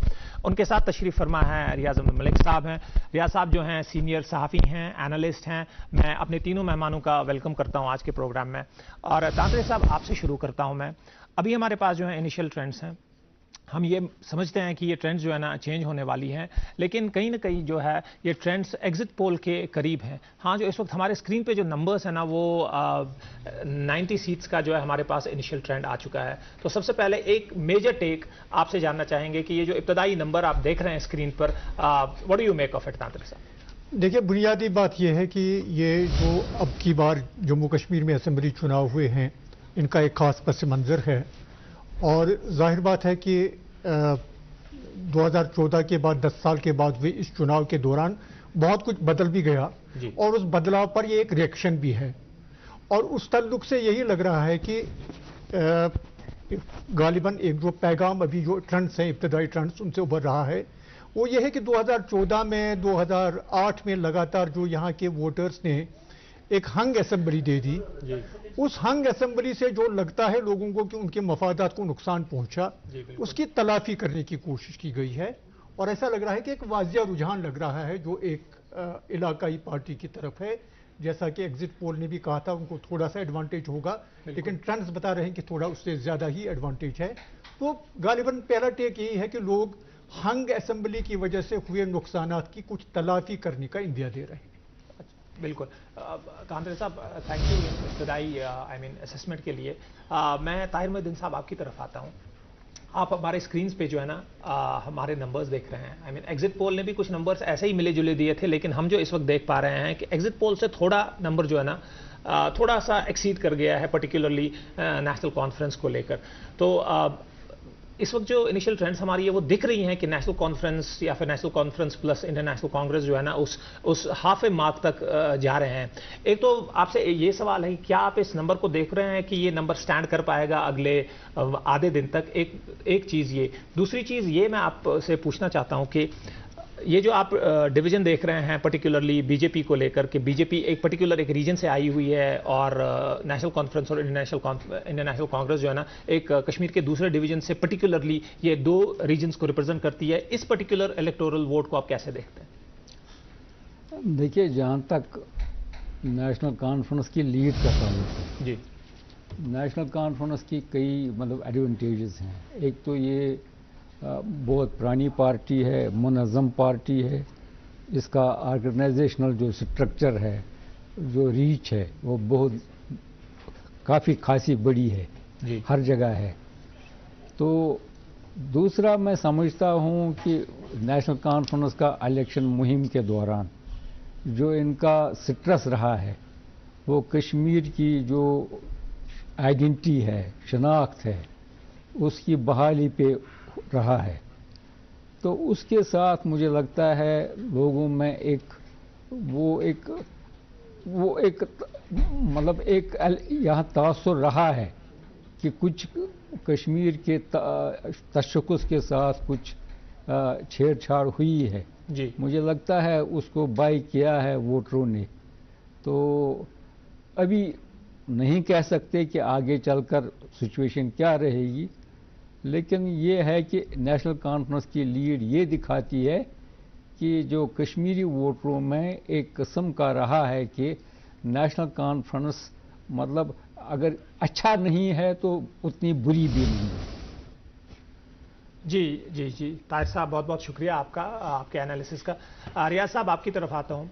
आपसे एक ज़रा पहले मैं थोड़ा कॉन्टेक्स्ट इसमें बिल्ड करूँ कि इस वक्त आपको पता है कि दो इलेक्शन जो कंट्री में हो रहे हैं उनके रिजल्ट्स आ रहे हैं और दोनों जगह जो है ना एक ऐसी जो एग्जिट पोल्स ने एक प्रेडिक्शन दी थी करीबन वही सामने आ रही है। और दोनों चीज़ों में ये मैंने एक प्रीटेक्स्ट आपको इसलिए दिया कि आपसे मैं ये पूछना चाहता हूँ कि हरियाणा जो दारुल खिलाफा के बड़ी नज़दीक है, जहाँ बड़े पिच कॉन्टेस्ट इस वक्त हो रहे हैं, नेशनल कॉन्फ्रेंस ना ये कांग्रेस जो है ना एक बड़ी पार्टी बनकर सामने उभर रही है, जो इनिशियल ट्रेंड्स हमारे पास आ रहे हैं। और बिल्कुल उससे मुख्तलिफ वादी में जो हमारे पास है, जहाँ पे एक पर्टिकुलर रीजन में फिर से वही सवाल आपके पास ले जाता हूँ कि बीजेपी की खासी अक्सरियत आई हुई है जम्मू प्रोविंस से, हालांकि जो उनके नंबर्स हैं अभी बहुत कम हैं और हमें ये भी पता है कि ये नंबर्स चेंज होंगे। एक तो ये बता दीजिए, क्योंकि एक नेशनल लेवल पे जो है ना दो इन इलेक्शंस का ज़रा आप कंपैरिजन भी हमें दे दीजिए कि कैसे कैसे देखा जा सकता है और इस पे कितना असर एक दूसरे पे पड़ेगा। और दूसरा फिर स्पेसिफिकली इस इलेक्शन हमारे कश्मीर को लेकर आप जो इब्तदाई नंबर्स देख रहे हैं, करीबन इस वक्त नेशनल कॉन्फ्रेंस जो है 40 के नंबर पे बनी हुई है। We understand if they stand this तो ये एक बड़ी जीत होगी, लेकिन आप इसको कैसे देखते हैं इन द कॉन्टेक्स्ट ऑफ की जो मैनिफेस्टोज दिए गए थे, जो ये इतना बड़ा इलेक्शन है कि जो 10 साल में पहली बार इलेक्शन हो रहा है। प्लीज आपकी एक तायराना नजर है। हाँ, बहुत बहुत शुक्रिया। जैसे आप जानते हैं कि हरियाणा और जम्मू कश्मीर में जो एग्जिट पोल्स आए थे, दोनों जगह पे बीजेपी पीछे दिखाई जा रही थी। जम्मू कश्मीर में भी नेशनल कॉन्फ्रेंस कांग्रेस को एज दिखाया जा रहा था, हरियाणा में तो बिल्कुल ही वन साइडेड दिखा रहे थे। और जो आज रिजल्ट्स के जो इब्तदाई ट्रेंड्स है वो बिल्कुल उन्हीं लाइनों पे जा रहे हैं by and large, Jammu Kashmir में भी और हरियाणा में भी। अनलाइक जो जनरल इलेक्शन हुए थे उनके एग्जिट पोल्स जो थे वो बिल्कुल ही मुख्तलिफ थे और एग्जैक्ट पोल्स के जो रिजल्ट्स थे वो बिल्कुल मुख्तलिफ। लेकिन आज लग रहा है कि एग्जिट पोल और एग्जैक्ट पोल जो है वो तकरीबन एक ही लाइन पे जा रहे हैं। तो ये अच्छी बात है, इसका मतलब लोगों की नब्ज़ जो है वो अच्छे से पकड़ी गई थी।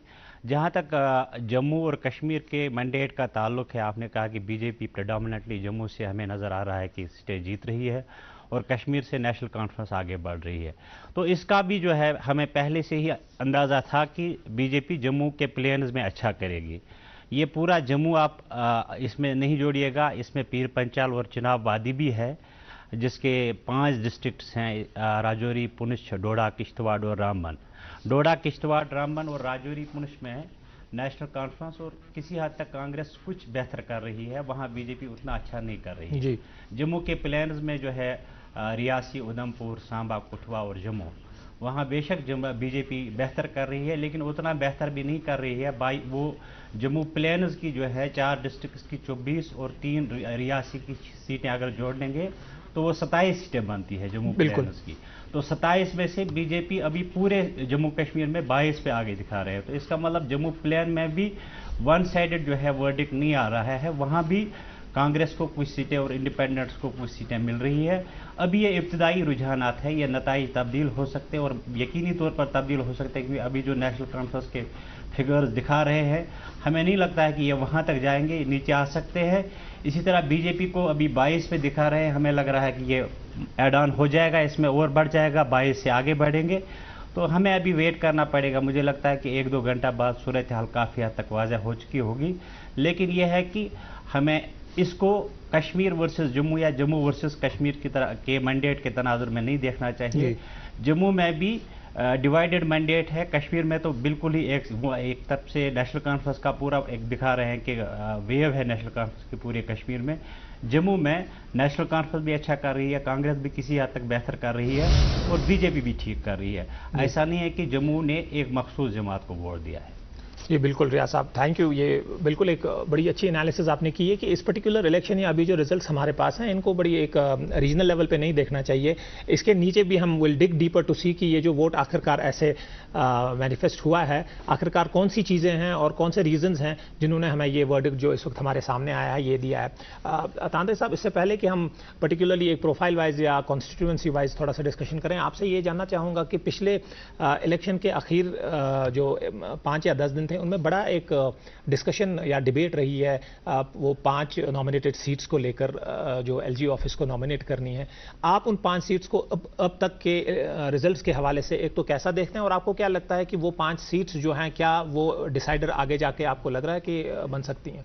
देखिए, ये तय तो आज जब तक सारे नतायज आते हैं तभी हो जाएगा कि उन 5 सीटों की अहमियत रह जाती है या नहीं रह जाती है। बिल्कुल। और अभी जो ट्रेंड्स आ रही हैं और जिससे ये लग रहा है कि ये जो एनसी कांग्रेस अलायंस है वो तकरीबन 48 सीट्स पे आगे है। 48 एक ऐसा नंबर है कि अगर वो ये स्टिक कर जाते हैं, अगर ये नंबर वो हासिल कर जाते हैं तो उसके बाद नॉमिनेटेड 5 की कोई अहमियत नहीं रहती। जी बिल्कुल। तो अब देखना यह है कि ये 48 पे रह जाते हैं बरकरार, जब तक ये नताइज में कन्वर्ट होते हैं तब तक ये पोजीशन रहती है। इससे बेहतर भी हो सकती है, इससे कम भी हो सकती है, लेकिन 48 एक ऐसा नंबर है अगर ये एनसी कांग्रेस अलायंस हासिल कर जाता है तो 5 नॉमिनेटेड का जो वो मसला है वो एक तरह से कोई अहमियत फिर उसके बाद उसकी नहीं रहती। और शायद ये भी हो सकता है, उस पर डिबेट चल रहा है कि वो एलजी को खुद करना चाहिए या इलेक्टेड गवर्नमेंट के मशवरे से करना चाहिए। तो मेरे ख्याल में उस पर भी असर पड़ेगा क्योंकि अगर एक मैंडेट आ जाता है स्पष्ट किसी अलायंस को, किसी पार्टी को, तो हो सकता है कि एलजी उनसे मशवरा भी कर लें और तभी उन लोगों को नॉमिनेट कर लें। जी बिल्कुल, आई थिंक वही होता नजर भी आ रहा है कि अगले मुझे लगता है कि 2-4 घंटों में वो क्लियर हो जाएगा। अगर जैसा कि रियाज साहब ने कहा कि इस वक्त जो है नेशनल कॉन्फ्रेंस का जो नंबर है वो करीबन 40 के पार है, तो जैसे जैसे दिन आगे बढ़ता जा रहा है शायद ये नंबर अगर ये स्टैंड कर गया तो बहुत बड़ी बात होगी। लेकिन जनरली जो हमारे एक्सपर्ट्स और एनालिस्ट की अंडरस्टैंडिंग है कि ये नंबर जरा अभी इधर उधर होने वाले हैं और रहेगा। जी बिल्कुल, अभी इब्तदाई ही मशक चल रही है, अभी ये आगे बढ़ सकता है क्योंकि एक मोहल्ले में एक पार्टी का पलटाबारी होता है, वहां की मशीन की काउंटिंग शुरू होती है तो पलटा थोड़ा सा फिर बदल जाता है दूसरी जगह जाके, और ऐसी बहुत सी कॉन्स्टिट्यूंसीज हैं जहां बहुत करीब करीब का मुकाबला है। जी बिल्कुल, जहां बाजी पलट सकती है और अभी उसका बहुत इम्कान है। जी जी बिल्कुल, अभी उसका बहुत। ताहिर साहब आपकी तरफ आता हूं, आपने अपने इब्तदाई कलमात में ये बड़ी अच्छी बात कही थी कि जो मैनिफेस्टो था कहीं ना कहीं हमें लग रहा है कि नेशनल कॉन्फ्रेंस या कांग्रेस का जो मैनिफेस्टो था कम से कम वादी में हमें लग रहा है कि लोगों ने उसको जो रेसिप्रोकेट किया है उसके हिसाब से वोट दे दिया है। तो एक तो उसमें एक बड़ी बात स्टेटहुड की जो 2019 5 अगस्त में हुआ था, उसको अगरचे हम इसको रिवर्स करने की ना कहें लेकिन उसके बारे में कम से कम बात करने की या उसको एड्रेस करने की वो जो ग्रीवांसेस हैं उनकी बात कही है। आप एक तो इस पे हमें बताइए, क्या आपको लगता है कि ये उसी मैनिफेस्टो का जो वोट हुआ है वो कन्वर्ट हुआ है? दूसरी तरफ आपसे पीडीपी के नंबर्स को लेकर भी एक आपसे तज्जिया चाहेंगे कि एग्जिट पोल्स में कम से कम पीडीपी के जो नंबर्स हैं ना वो 8 से 10 या कई एग्जिट पोल्स में 10 से पार भी थे, लेकिन इस वक्त जो हम देख रहे हैं, जो हालांकि ये इब्तदाई नंबर्स है लेकिन ये तमाम एग्जिट पोल्स से बहुत नीचे है। तो दोनों चीज़ें बताइएगा, एक तो ये जो बड़ी इस वक्त स्टेलर परफॉर्मेंस लग रही है नेशनल कॉन्फ्रेंस की, और दूसरी पीडीपी के जो बड़े कम नंबरात हैं। देखिए, नेशनल कॉन्फ्रेंस ने अभी तक तो लीड ली है, नेशनल कॉन्फ्रेंस ने अभी कहां तक जा सकती है, ये आगे जाएगी पीछे जाएगी ये देखना बाकी है। लेकिन एक बात है कि ये लगता है कि नेशनल कॉन्फ्रेंस के हक में एक थोड़ी सी वेव रही है। जहां तक पीडीपी का ताल्लुक है, पीडीपी आपको पता है पीडीपी किन हालात से गुजरी है। जी, पीडीपी बहुत से लोग छोड़कर चले गए, जो वहाँ महबूबा मुफ्ती के कुलीग जो साथ उनके साथ थे, ज़्यादातर उनमें से कई पार्टियां निकली। मिसाल के तौर पर जो अल्ताफ बुखारी साहब हैं, पीडीपी के बड़े ज़बरदस्त सीनियर लीडर थे, उन्होंने अलग पार्टी बना ली। इसी तरह से कुछ और लोग चले गए। जी, अब महबूबा मुफ्ती ने अपने तौर पर उन्होंने एक स्टांस लिया और पार्टी को रिवाइव करने की कोशिश की। और मुझे लगता है महबूबा मुफ्ती की एक खुसूसियत है, politically she is A fighter. वो एजिटेशनल पॉलिटिक्स में उनका है, गवर्नमेंट में उतना नहीं है, लेकिन एजिटेशनल पॉलिटिक्स में उनकी अच्छी महारत है और वो कर सकते हैं। और उन्होंने दिखाया पिछले 1 साल में एक हद तक उन्होंने पार्टी को रिवाइव किया। कुछ लोग जो चले गए थे उनसे वो फिर वापस आ गए, उनके साथ मिल गए। अब जो इलेक्शन में काफ़ी प्रॉब्लम्स होते हैं, वो क्या कर सकती हैं, क्या कितना नंबर हो सकता है, लेकिन फिर भी अगर वो 5, 7, 8 सीटें या 10 तक अगर वो ले सकते हैं, मेरे ख्याल में ये उनकी कामयाबी होगी। जी जी जी, ताहिर साहब बिल्कुल। रियाज साहब, यही सवाल आपसे, आप इन इलेक्शन को, इन नंबरात को और पीडीपी का अभी जो आप सिचुएशन देख रहे हैं, आप कैसे इसको देखते हैं? पीडीपी का फ्यूचर आप कश्मीर में कैसे देखते हैं?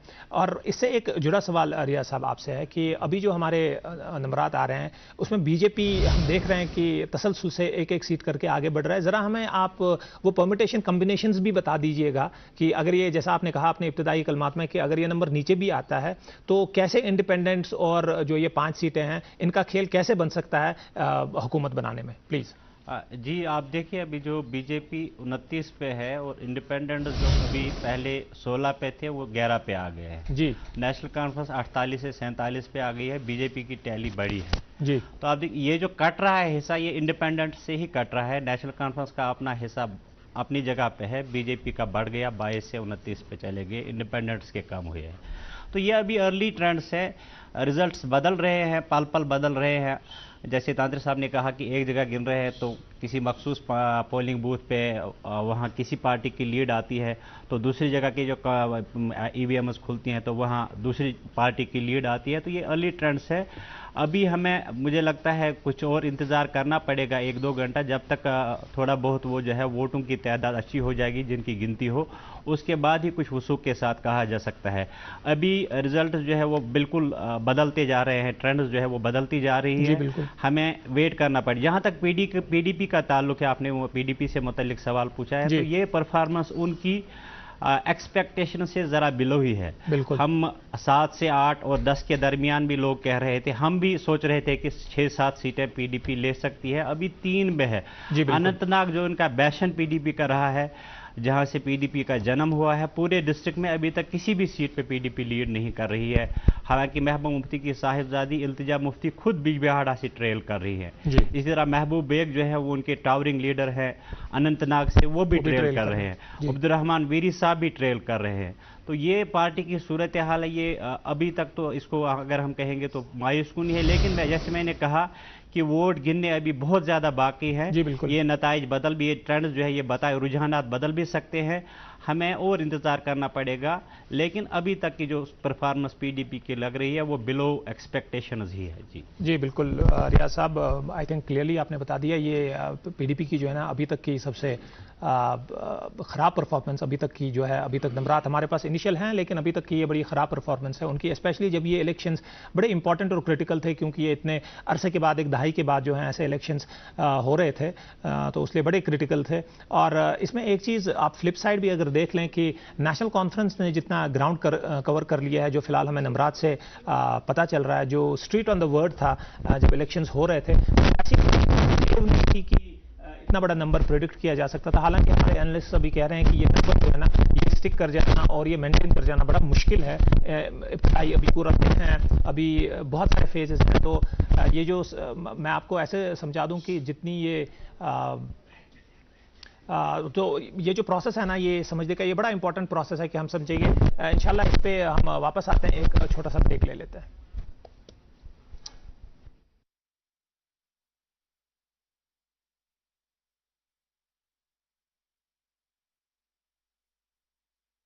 जो लोगों का मूड था इलेक्शन के दौरान, जिस तरह हमारे जलसे हुए, हमारी रैलियां हुई, उमर साहब का प्रोग्राम हुआ, डॉक्टर साहब का प्रोग्राम हुआ, हमारे सब जो लीडरान थे उनके ये जलसे हुए, जुलूस हुए, और लोगों का ये था कि इस बार नेशनल कॉन्फ्रेंस को लाना है पावर में, क्योंकि इसमें अंडरग्राउंड भी करंट थी और अपर ग्राउंड भी करंट थी नेशनल कॉन्फ्रेंस की।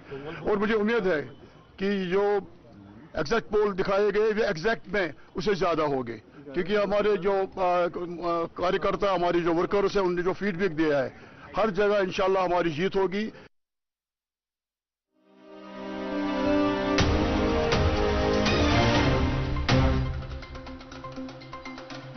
देखा कि आजकल जो है यूथ में काफी एंथुसियाज्म है वोटिंग के हवाले से, कहीं ना कहीं मुझे लगता है ये डेमोक्रेसी की जीत है और जमहूरियत पे लोगों का एतमाद है। आप कैसे देखते हैं? बिल्कुल जमहूरियत की जीत है और अब ये जमहूरियत ग्राउंड लेवल तक जा रही है, एक जमहूरी फिजा कायम हो रही है।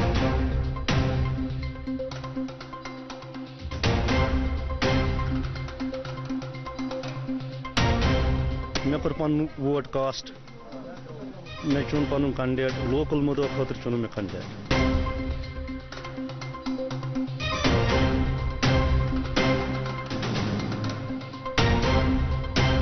अमकन वोट त्रा कि सैनिस इलाकस बन तरक्की।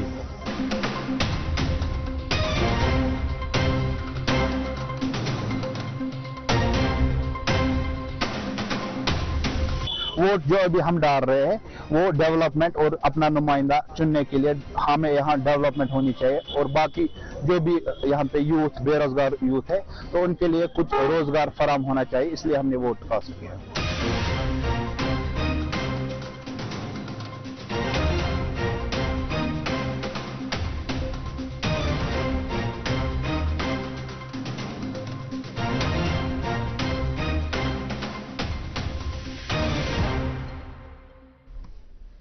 नाजरीन वेलकम बैक। डिस्कशन अभी हमारा चालू है। आज इलेक्शंस 2024 जो असेंबली के हैं उनके नताइज आज आने हैं। एक बड़ा दिन है, पूरा दिन आपके साथ हम जुड़े रहेंगे। डीडी कशीर न्यूज़ यूनिट की जो है खुसूसी नशिस्त है, हमारे साथ हमारे मेहमान आने।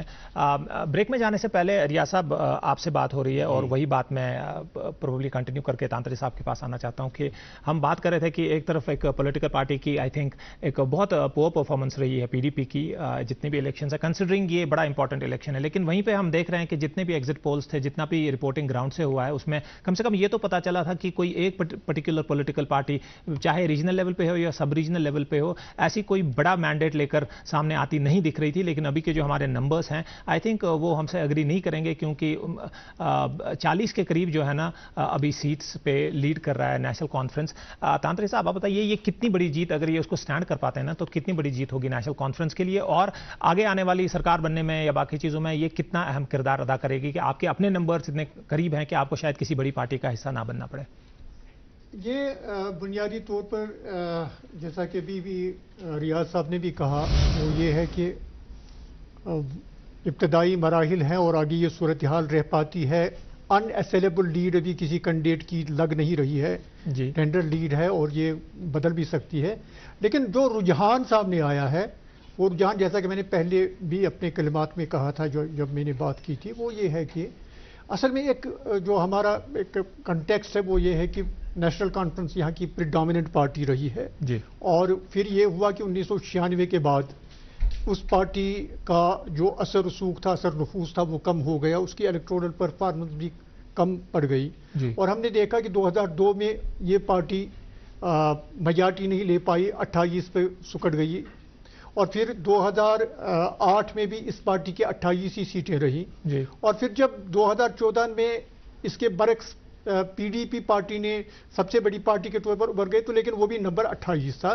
तो कहीं ना कहीं एक राय दहिंदगा को ये एक मैसेज गई कि ये जो हम एक हंग असेंबली भेज देते हैं, उससे एक राह हमवार हो गई कि हमारे मफादात को नुकसान पहुंचा, और जो भी बदलाव पिछले 10 साल में आया उसके बारे में उनकी जो भी राय है, तो उसको देखते हुए उन्होंने शायद अब की बार कोशिश ये की कि वो नेशनल कॉन्फ्रेंस की तरफ पलटे। और वही एक वजह ये भी है कि पीडीपी का परफॉर्मेंस जो है वो थोड़ा सा कम दिख रहा है। उसमें वजह यही है कि वादी में, खासतौर पर जनूबी कश्मीर और सेंट्रल कश्मीर में, मुकाबला नेशनल कॉन्फ्रेंस और पीडीपी के दरमियान ही है। बिल्कुल, अगर पीडीपी 10-11 सीटें ले जाती हैं तो वो सीटें नेशनल कॉन्फ्रेंस को कम पड़ सकती हैं जी। बिल्कुल, और गालिबन राय दहिंदगान ने ये तय कर लिया है कि अब की बार हमें वैसा मैंडेट नहीं देना चाहिए, और अगर ये नंबर्स रहे और ये शाम तक रहे तो फिर तो ये बिल्कुल ही वाज़ेह हो जाएगा कि राय दहिंदगान ने जहां अपना एक फैसला दिया है, वो फैसला यही दिया है कि जम्मू कश्मीर बेस्ड एक पार्टी को ठीक ठाक नंबर्स दिए जाए ताकि वो डिसाइसिवली उनकी आइडेंटिटी का कुछ दिफा कर सके। तो ये कुछ पैगाम उस तरह का बढ़ रहा है। दूसरी बात ये भी है कि पीडीपी ने फिर भी जो कुछ उस पार्टी के साथ गुजरा, लोग निकल गए, उनके पार्टी की क़यादत का कहना है कि पार्टी को तोड़ा गया, लेकिन उसके बावजूद जनूबी कश्मीर और सेंट्रल कश्मीर में जो सीटें हैं तकरीबन 31, उनमें नंबर 1 और नंबर 2 का जो मुकाबला है वो एनसी और पीडीपी के दरमियान रहा। और ये जो ताहिर साहब ने बात की कि महबूबा मुफ्ती ने पार्टी को बड़ी हद तक रीऑर्गेनाइज कर लिया, और वोट शेयर को जब हम देखेंगे, जब ये सारे नताइज सामने आएंगे, तो उससे लगेगा कि वाकई पीडीपी जो है एक फोर्स है। ये ठीक है कि लोगों ने अब की बार पिछले 10 साल के तजुर्बात को देखते हुए शायद ये फैसला किया हो दानिस्ता कि हमें किसी एक ही पार्टी को जितवाना चाहिए, लेकिन मौजूदगी जहां तक है, क्योंकि इस बीच में नई पार्टियां बनी थी, अपनी पार्टी बन गई, पीपुल्स कॉन्फ्रेंस भी एक बात लग रहा था कि पेन कश्मीर एक वो पर फैला रही है, उसके बाद अभी अपनी यानी अवामी इत्तेहाद पार्टी भी आ गई। लेकिन इन सब के मुकाबले में पीडीपी का जो एग्जिस्टेंस है वो खासी मुतासिर कुन दिखाई देगी जब इलेक्शन नताइज सामने आ जाएंगे, जब वोट शेयर की बात आ जाएगी, क्योंकि पीडीपी तकरीबन 30 सीटों पर ऐसी है कि जहां उसका बराह रास्त नेशनल कॉन्फ्रेंस के साथ मुकाबला है। अब वो कितनी सीटें जीत पाती है वो तो अलग बात होगी, लेकिन 30 सीटों पर नंबर 2 होना भी एक बड़ी बात होगी। और मेरे ख्याल में पीडीपी की क़यादत जिन हालात से वो गुजरे हैं उसमें उससे एक सेटिस्फेक्शन लेगी, और आगे के लिए एक राह उनके लिए होगी कि नई अपनी पार्टी को मजबूत बनाने और अवाम की एक आवाज़ बन के उभरने का भी मौका होगा। वही नेशनल कॉन्फ्रेंस अगर ये नंबर्स ले पाती है तो उनके लिए भी एक मौका होगा कि आज सरिनो वो अवाम के साथ जो उनको उनकी बेस में कमी आ गई थी उसको मुतासर कुन बनाए, और जो लोगों के साथ इस इलेक्शन के दौरान उन्हें वादे इरादे किए, क्योंकि आगे का सफ़र भी कोई आसान नहीं होगा, तो वो उस सफ़र पे वो कैसा अपना एक, क्योंकि एक कंपटीटर उनका इलाकाई कंपटीटर तो पीडीपी की सूरत में ऑलरेडी है, और शायद अभी ये जो आवामी इत्तेहाद पार्टी ने 30-40 हल्कों में अपने उम्मीदवार खड़ा किए और उनका भी वोट शेयर वगैरह होगा, तो ये कुल मिला के जमहूरियत के लिए एक अच्छा होगा कि एक कम्पिटेटिव पॉलिटिक्स भी आएगी, और ये भी होगा कि एक पार्टी को थोड़ा सा डिसाइसिव मौका भी मिलेगा, और वही वो स्क्रूटनी भी उसकी होगी, क्योंकि ये भी नहीं होगा कि वो पार्टी होगी जैसे पहले हुआ करता था कि और कोई मुतबादिल नहीं तो जो चाहे तो वो हो जाए, खंबे को वोट दो तो खंबे को वोट दो, वैसा भी नहीं होगा। तो मैं समझता हूं कि ये मजमूई तौर पर जमहूरियत के लिए और यहाँ के जमहूरी माहौल के लिए अच्छा है। जी बिल्कुल, जमहूरियत और जमहूरी माहौल के लिए बड़ी मुस्बत चीज़ है ये, और साथ ही साथ ये कि पीडीपी को जो है इसके बाद प्रोबेबली बहुत सारा इंट्रोस्पेक्शन भी करना होगा, बहुत सारी चीज़ें जैसे तांत्रे साहब ने कहा, हमारे दूसरे एनालिस्ट और एक्सपर्ट्स भी कह रहे हैं कि वोट शेयर एक चीज़ है जिस पे फिर बात कही जाती है कि वो नंबर 2 रहे हैं, कितना वोट शेयर उन्होंने लिया है, ये भी बड़ी बात होती है इलेक्टोरल पॉलिटिक्स को अंडरस्टैंड करने में। इन चीज़ों पर हम जी इस प्रोग्राम के आइंदा सेशंस में या सेक्शंस में आएंगे, लेकिन अभी फिलहाल बात करते हैं एक और पार्टी की। ताहिर साहब, इंडियन नेशनल कांग्रेस या कांग्रेस की जो पार्टी है, कंट्री में ना पिछले इलेक्शंस, लोकसभा इलेक्शंस के बाद एक बहुत बड़ी चेंज आई है कांग्रेस को लेकर। कांग्रेस ने बहुत सारी सीट्स ली हैं, जो अभी पैरेलली जब मैं रियाज साहब से भी बात कर रहा था कि साइमल्टेनियसली जो हमारे हरियाणा में इलेक्शंस हो रहे हैं, कांग्रेस वहाँ पे एक बड़ी पार्टी उभर के सामने आ रही है, और यहाँ जिस तरीके की कैंपेनिंग, स्ट्रीट वर्ड तो ये है कि जिस तरीके की कैंपेनिंग उनको करनी चाहिए थी, शायद उन्होंने दोनों रीजन्स में, जम्मू श्रीनगर, हालांकि कश्मीर में आई थिंक मेरे अपने महदूद तजज़िये और तजुर्बे के हद तक तो शायद उन्होंने अच्छी कैंपेनिंग की थी, बट आई थिंक जम्मू में शायद वो कैंपेनिंग से कुछ ज़्यादा उन्होंने अच्छी कैंपेनिंग नहीं की थी। अभी जो हमारे पास नंबरात हैं एग्जिट पोल्स के हिसाब से भी ये बहुत कम है, ये भी कोई अच्छी परफॉर्मेंस उनकी नहीं मानी जाएगी। 8 सीटों पे जो है अभी वो आगे चल रहे हैं, ये इसको कितना कंसोलिडेट कर पाएंगे, ये कितना नीचे आएगा, कितना ऊपर ही जा सकता है। जी हमारे नाजरीन, हमारे साथ मुदस्सिर जो हैं अनंतनाग से जुड़ रहे हैं, पहले मुदस्सिर को सुनते हैं। जी मुदस्सिर। जी अगर अनंतनाग की बात करें तो ठीक जी तो यहाँ पर 7 असेंबली सेगमेंट है, आप मुझे सुन पा रहे हैं? जी हम सुन पा रहे हैं। जी तो यहाँ पे 7 असेंबली सेगमेंट है। तो अगर कुकरनाग एससी की बात करें तो वहाँ एनसी के जफर अली खटाना लीड कर रहे हैं, और अगर अनंतनाग वेस्ट की बात करें वहाँ अब्दुल मजीद भट्ट लारमी लीड कर रहे हैं 3000 वोटों से। अगर श्रीगुफवारा बिजबिहारा की बात करें जो पीडीपी का स्ट्रॉन्ग बैकन माना जाता था, वहां पर एनसी के बशीर अहमद शाह वीरी लीड कर रहे हैं 3000 वोट से।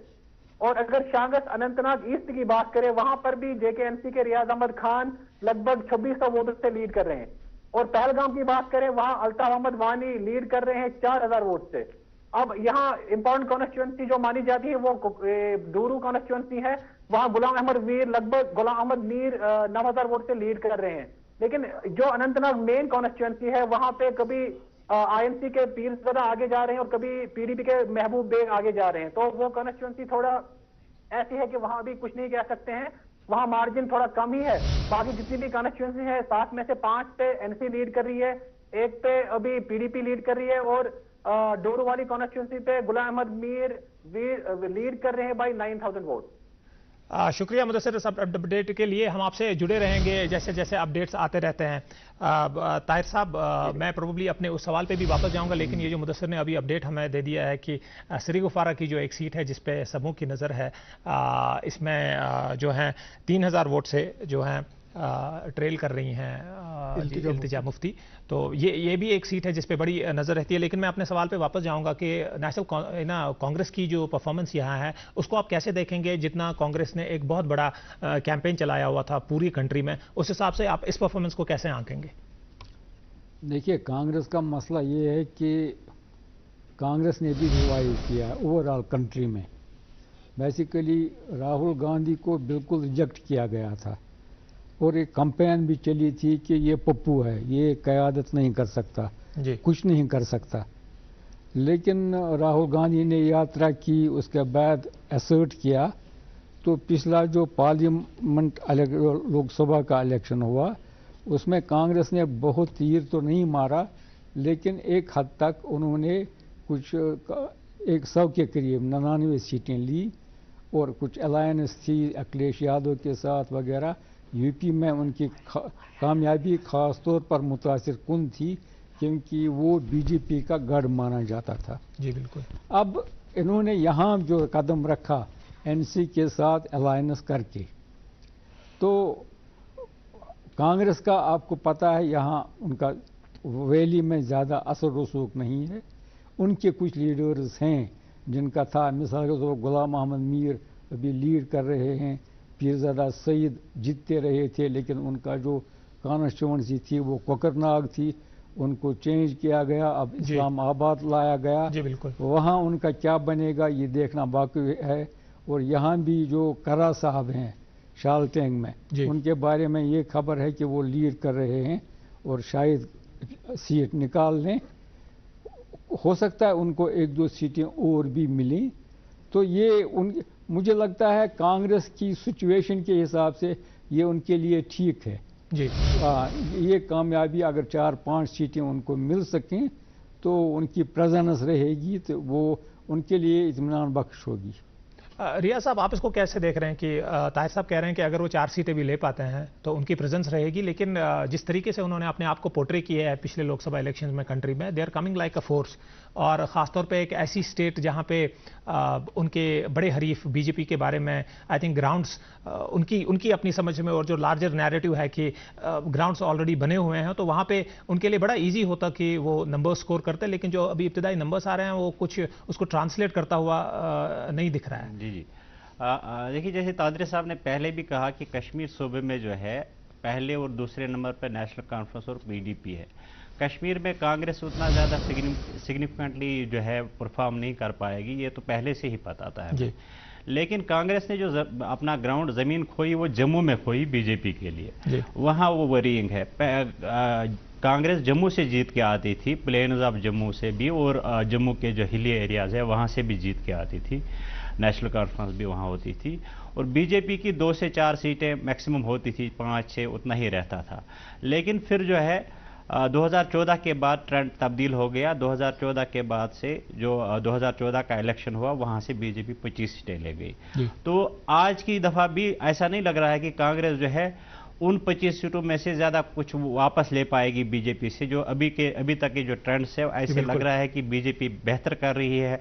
अब की बार भी हालांकि एंटी इनकम्बेंसी बीजेपी के खिलाफ थी जम्मू में, और वाजह थी जब हम भी लोगों के साथ जम्मू में बात करते थे तो लोग बड़े नाराज़ थे, क्योंकि वहाँ कारोबार बड़ा मंदा पड़ गया था दरबार मुँह न होने की वजह से। इसी तरह लोगों के बहुत ज़्यादा मसाइल थे और बीजेपी के खिलाफ बेजारी थी जम्मू में। लेकिन जो अभी के नताइज आ रही है, अभी तक जो रुझानात सामने आ रहे हैं, उनसे ऐसे लग रहा है कि उन नाराज़गियों को पीछे छोड़ के जम्मू वालों ने एक दफ़ा फिर, जम्मू प्लेन्स के लोगों ने एक दफ़ा फिर जो है बीजेपी को ही वोट दिया है। उन्होंने कांग्रेस पे अपने एतमाद का इजहार नहीं किया है। ये कांग्रेस के लिए जो है परेशान कुन सूरत हाल है। हालांकि जम्मू से हमें उम्मीद थी कि कांग्रेस इस बार पहले से ज़्यादा बेहतर करेगी, लेकिन ऐसा कुछ होता दिखाई नहीं दे रहा है। रिया साहब, एक point sorry to cut you, आपसे पूछूंगा कि अभी जो आपने कहा कि एंटी इनकम्बेंसी थी या बाकी चीज़ें, लेकिन अभी एक बड़ा जो लैंडस्केप मुझे दिख रहा है कि अगर नेशनल कॉन्फ्रेंस और कांग्रेस जो है ये मेंटेन कर पाती है, कंसोलिडेट कर पाती है, तो लगता है कि वो 45 या 46 नंबर के जो बड़े करीब हैं, और इन केस ऐसा होता है और वो गवर्नमेंट फॉर्म करते हैं, तो जम्मू ने जो है ना एक्सक्लूसिवली एक पॉलिटिकल पार्टी को जो है सामने रखा है, और अब वो गवर्नमेंट में आप जो है बशमूल नहीं होंगे, लाइक फॉर्मेशन में, और अपोजिशन में बैठेंगे। इस पर्टिकुलर सेटिंग को आप कैसे देखते हैं वादी के तनाजुर में, जहां ऑलरेडी कोशिश की जा रही है कि ये इतना इसको इस टेंशंस को, इन रीजनल टेंशंस को हवा न दी जाए? आप इसको कैसे देखते हैं? कल अगर बिल्कुल वैसी सूरत हाल फिर बन जाती है ना जैसे 2014 में थे। फिर मुफ्ती साहब मरहूम ने तब कहा था कि जम्मू ने बीजेपी को मंडेट दिया था और कश्मीर ने पीडीपी को मंडेट दिया था, हमें रेस्पेक्ट करना पड़ा जम्मू के मंडेट को और बीजेपी के साथ जाना पड़ा। अब की बार भी सूरत हाल जो है by and large Jammu plain से वैसी है, लेकिन ओवरऑल जम्मू से वैसी सूरत हाल नहीं है जो उस वक्त थी। हमें ये देखना पड़ेगा कि अभी बीजेपी जो है 28 पे हम देख रहे हैं, और ये तकरीबन एक्सपेक्टेड लाइन्स पे ही है। हम ये अंदाज़ा लगा रहे थे कि बीजेपी 25 से 30 के दरमियान रहेगी। तकरीबन वहीं पे है। एनसी कांग्रेस का जो अलायंस है वो 48 पे हम देख रहे हैं। तो ये अभी तक जो है एक आरामदेह अक्सरियत की जानिब बढ़ते हुए देख रहे हैं हम। तो हमें ये समझना है कि जहाँ तक बीजेपी का ताल्लुक है, अगर उन्हें जम्मू से मैंडेट मिलता है, कश्मीर से नेशनल कॉन्फ्रेंस को मैंडेट मिलता है, लेकिन फिर वो जम्मू की एस्पिरेशंस को कैसे एड्रेस कर सकते हैं। डेमोक्रेटिक सेटअप में ऐसी गुंजाइश रहती है जहां आप लोगों की एस्पिरेशंस को एड्रेस कर सकते हैं। जम्मू में से बहुत सारे कैंडिडेट्स चुन के आएंगे। अगर एनसी कांग्रेस की गवर्नमेंट बनती है कल, तो वो जम्मू के एस्पिरेशंस को, जम्मू की रिप्रेजेंटेशन हुकूमत में यकीनी बनाने के लिए लोगों को गवर्नमेंट में एडजस्ट कर भी सकते हैं। लेकिन अभी ये मैं कहता हूँ अभी कबल वक्त ही होगा। अभी देखना है हमें कि शाम तक, अभी दोपहर तक जो हतमी सूरत हाल जो सामने आएगी, उसके बाद ही हुकूमत साजी का जो अमल है उस पर बात हो सकती है। अभी भी मुझे लगता है कि ये नताइज इधर उधर हो सकते हैं। जी बिल्कुल रियाज साहब। एंड अपने नाजरीन के लिए ये जो नंबर्स हैं ये चेंज होते रहते हैं, और यहाँ पे भी अगर बीजेपी 20 से कहीं पे 30s की जाने बढ़ जाता है तो गेम बिल्कुल ही चेंज हो जाएगी। फिर तो पार्टी बनाने के जो है ना, हुकूमत बनाने के जो चांसेस हैं वो बड़े सेग्रीगेट हो जाते हैं और बल्कि डिस्ट्रीब्यूट हो जाते हैं। तादरी साहब, हम अब इस जानिब बढ़ गए हैं कि हम इस पे बात करें कि अब आया जो हुकूमत आ रही है, एक हंग असम्बली तो तय है कि वो आएगी, क्योंकि नंबरात जो हमारे पास हैं इनमें ऐसा कोई ऐसी बड़ी तब्दीली नज़र में नहीं आ रही है कि कोई एक सिंगल पार्टी जो है ना वो 45 या 46 के नंबर को जो है क्रॉस कर जाए, अभी तक जो हमें समझ आता है। तो उस बिना पर हम ये कह सकते हैं कि जो भी गवर्नमेंट आएगी वो पॉलिटिकल पार्टीज़ के बाहमी पार्टनरशिप या इश्तराक से ही आएगी।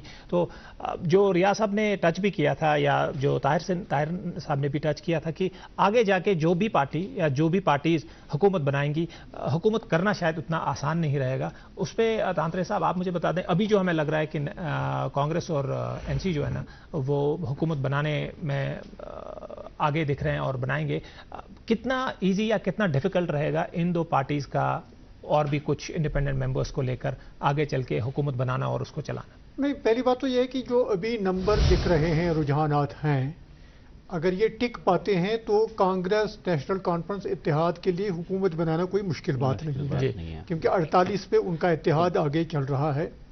और ये भी आप मान के चलें कि पीडीपी की जो 4-5 सीटें अगर आ जाती हैं, जो दिख रहा है अभी, तो उनका भी कोई नजरियाती इख्तलाफ उनके साथ नहीं है। तो उस एतबार से वो भी उनके साथ चाहे डायरेक्टली मिल जाएं या इशू बेस्ड हिमायत कर सके तो करें, तो हुकूमत बनने में तो कोई दुश्वारी नहीं दिख रही है, वो तो तय है। और अदर्स और इंडिपेंडेंट्स का भी इस सिनेरियो में कोई ज्यादा अहम रोल नहीं बनता अगर ये नंबर्स टिक पाते हैं। अदर्स और इंडिपेंडेंट्स की बारी तब आ जाएगी अगर नेशनल कॉन्फ्रेंस कांग्रेस इत्तेहाद 48 से नीचे आ जाता है। और जैसा कि हमने पहले भी बात की थी कि 48 का एक ऐसा नंबर है जो नामजदगियों के 5 वाले जो मेंबर हैं उनकी अहमियत को भी कम कर देता है। तो लिहाजा ये नंबर अगर स्टिक कर देते हैं तो ये कंफर्टेबल पोजीशन होगी हुकूमत बनाने के ताल्लुक से एनसी कांग्रेस इत्तेहाद के लिए। जी बिल्कुल। हाँ, ये विद इन कोर्ट्स ये भी है कि कांग्रेस के लिए ये सूरत हाल जो है, ये परफॉर्मेंस जो है, ये खासी अंडर परफॉर्मेंस है। कौमी सतह पर जो कांग्रेस का अभी एक तरह से ये था कि उनकी ग्रोथ हो रही है, हरियाणा में जिस तरह का उनका परफॉर्मेंस हो रहा है, उसके तनाजुर में जम्मू में जो 10 साल का एक तरह का एक एंटी इनकम्बेंसी का फैक्टर था, उस पर जो उन्हें कैप्चुलेट करना चाहिए था तो उसमें वो नाकाम लग रहे हैं। वो उस पर इंट्रोस्पेक्ट उनको करना होगा कि ऐसा क्यों हुआ। तो ये तो बात रही। जी बिल्कुल तांत्रिक साहब। अच्छा, जहां तक अब हुकूमत चलाने की बात हुई, वो एक बहुत दुश्वार बात होगी इसका ताल्लुक से कि सबसे पहली बात तो ये कि ये तो इलेक्टोरल लड़ाई तो सिर्फ एक स्टेप है, इसके बाद कई लड़ाइयां इस हुकूमत को लड़नी होगी, जिसमें सबसे पहली लड़ाई ये है कि स्टेटहुड बहाल हो जाए, और वो भी पूरी तरह का स्टेटहुड। और जाहिर बात है कि उसमें एक लीगल पर्सपेक्टिव भी है, क्योंकि हमें ये याद रखना पड़ेगा कि जब सुप्रीम कोर्ट ने 5 अगस्त के फैसलों पर अपना फैसला सुनाया, उन पर अपनी मोहरी तस्दीक साबित की, तो एक इशू पर उन्होंने कहा कि चूंकि मरकज ने हमें एफिडेविट के जरिए से ये यकीन दिलाया है कि जम्मू कश्मीर की स्टेटहुड बहाल होगी, इसलिए हम इस क्वेश्चन पे बात नहीं करेंगे कि आया एक स्टेट को यूनियन टेरिटरी में डाउनग्रेड करना कॉन्स्टिट्यूशनल था या नहीं था। So that question is still open. और ये जो नई हुकूमत बनने जा रही है, अगर मरकज की तरफ से स्टेटहुड देने में कुछ लयतुलेल होता है या स्टेटहुड पूरी नहीं दी जाती है, तो उसके पास एक लीगल फाइट का भी एक उनसर रहता है। तांत्रे साहब, मैं वापस आता हूं, हमारे साथ कुलगाम से हमारे जो रिप्रेजेंटेटिव हैं वो जुड़ रहे हैं। जी खुर्शीद, आप हमें सुन पा रहे हैं? जी बोले। जी खुर्शीद, बताइए कुलगाम से क्या अपडेट है हमारे लिए? जी, अगर हम कुलगाम के 3 असेंबली क्षेत्रों की बात करेंगे, यहाँ दिवसर, कुलगाम और नूराबाद, अभी तक जो आंकड़े हमारे सामने आए हैं, अभी तक 4 राउंड हुए यहाँ पे, और उन 4 राउंड में देखा हमने MY तारिगामी कुलगाम असेंबली हलके से 10,275 10,262 वोटों से वो आगे हैं, और जो इंडिपेंडेंट कैंडिडेट है यहाँ पर सैयार अहमद ऋषि, वो 6,461 वोटों से पीछे चल रहे हैं। इसी तरह अगर नूराबाद, जहां पर सकीन तो नेशनल कॉन्फ्रेंस की कैंडिडेट है, वो 7,440 वोटों से आगे चल रही है, और इसी तरह PDP के जो वहां पे कैंडिडेट है तो वो 3,037 वोटों से पीछे ही चल रहा है। इसी तरह अगर दिवसर कॉन्स्टिट्यूएंसी की हम बात करेंगे तो दिवसर असेंबली हल्के में अभी तक जो सामने आया है वो NC का उम्मीदवार फेरोज अहमद शाह, वो आगे चल रहा है 3,496 वोटों से, और PDP का जो वहां पे कैंडिडेट है सरताज मदनी, जो डिप्टी स्पीकर भी रह चुके हैं, 2,513 वोटों से वो पीछे चल रहे हैं। और वहां पे अभी तक जो हमारे पास राउंड सामने आए थे, वहां पे जो इंडिपेंडेंट कैंडिडेट था नजीर अहमद भट्ट, वो 2nd पोजीशन पे था, और अब वो 3rd पे आ गया, क्योंकि नजीर अहमद भट्ट के पास अब 2,313 वोट रह गए, यानी कि सामने आया अभी तक उसका रिजल्ट। जी खुर्शीद, बहुत बहुत शुक्रिया इन अपडेट्स के लिए, और हम आपके साथ जुड़े रहेंगे जैसे जैसे आपके पास अपडेट्स आते हैं, जैसे जैसे नए फेजेस या स्टेजेस शुरू होते हैं। Khurshid, thank you.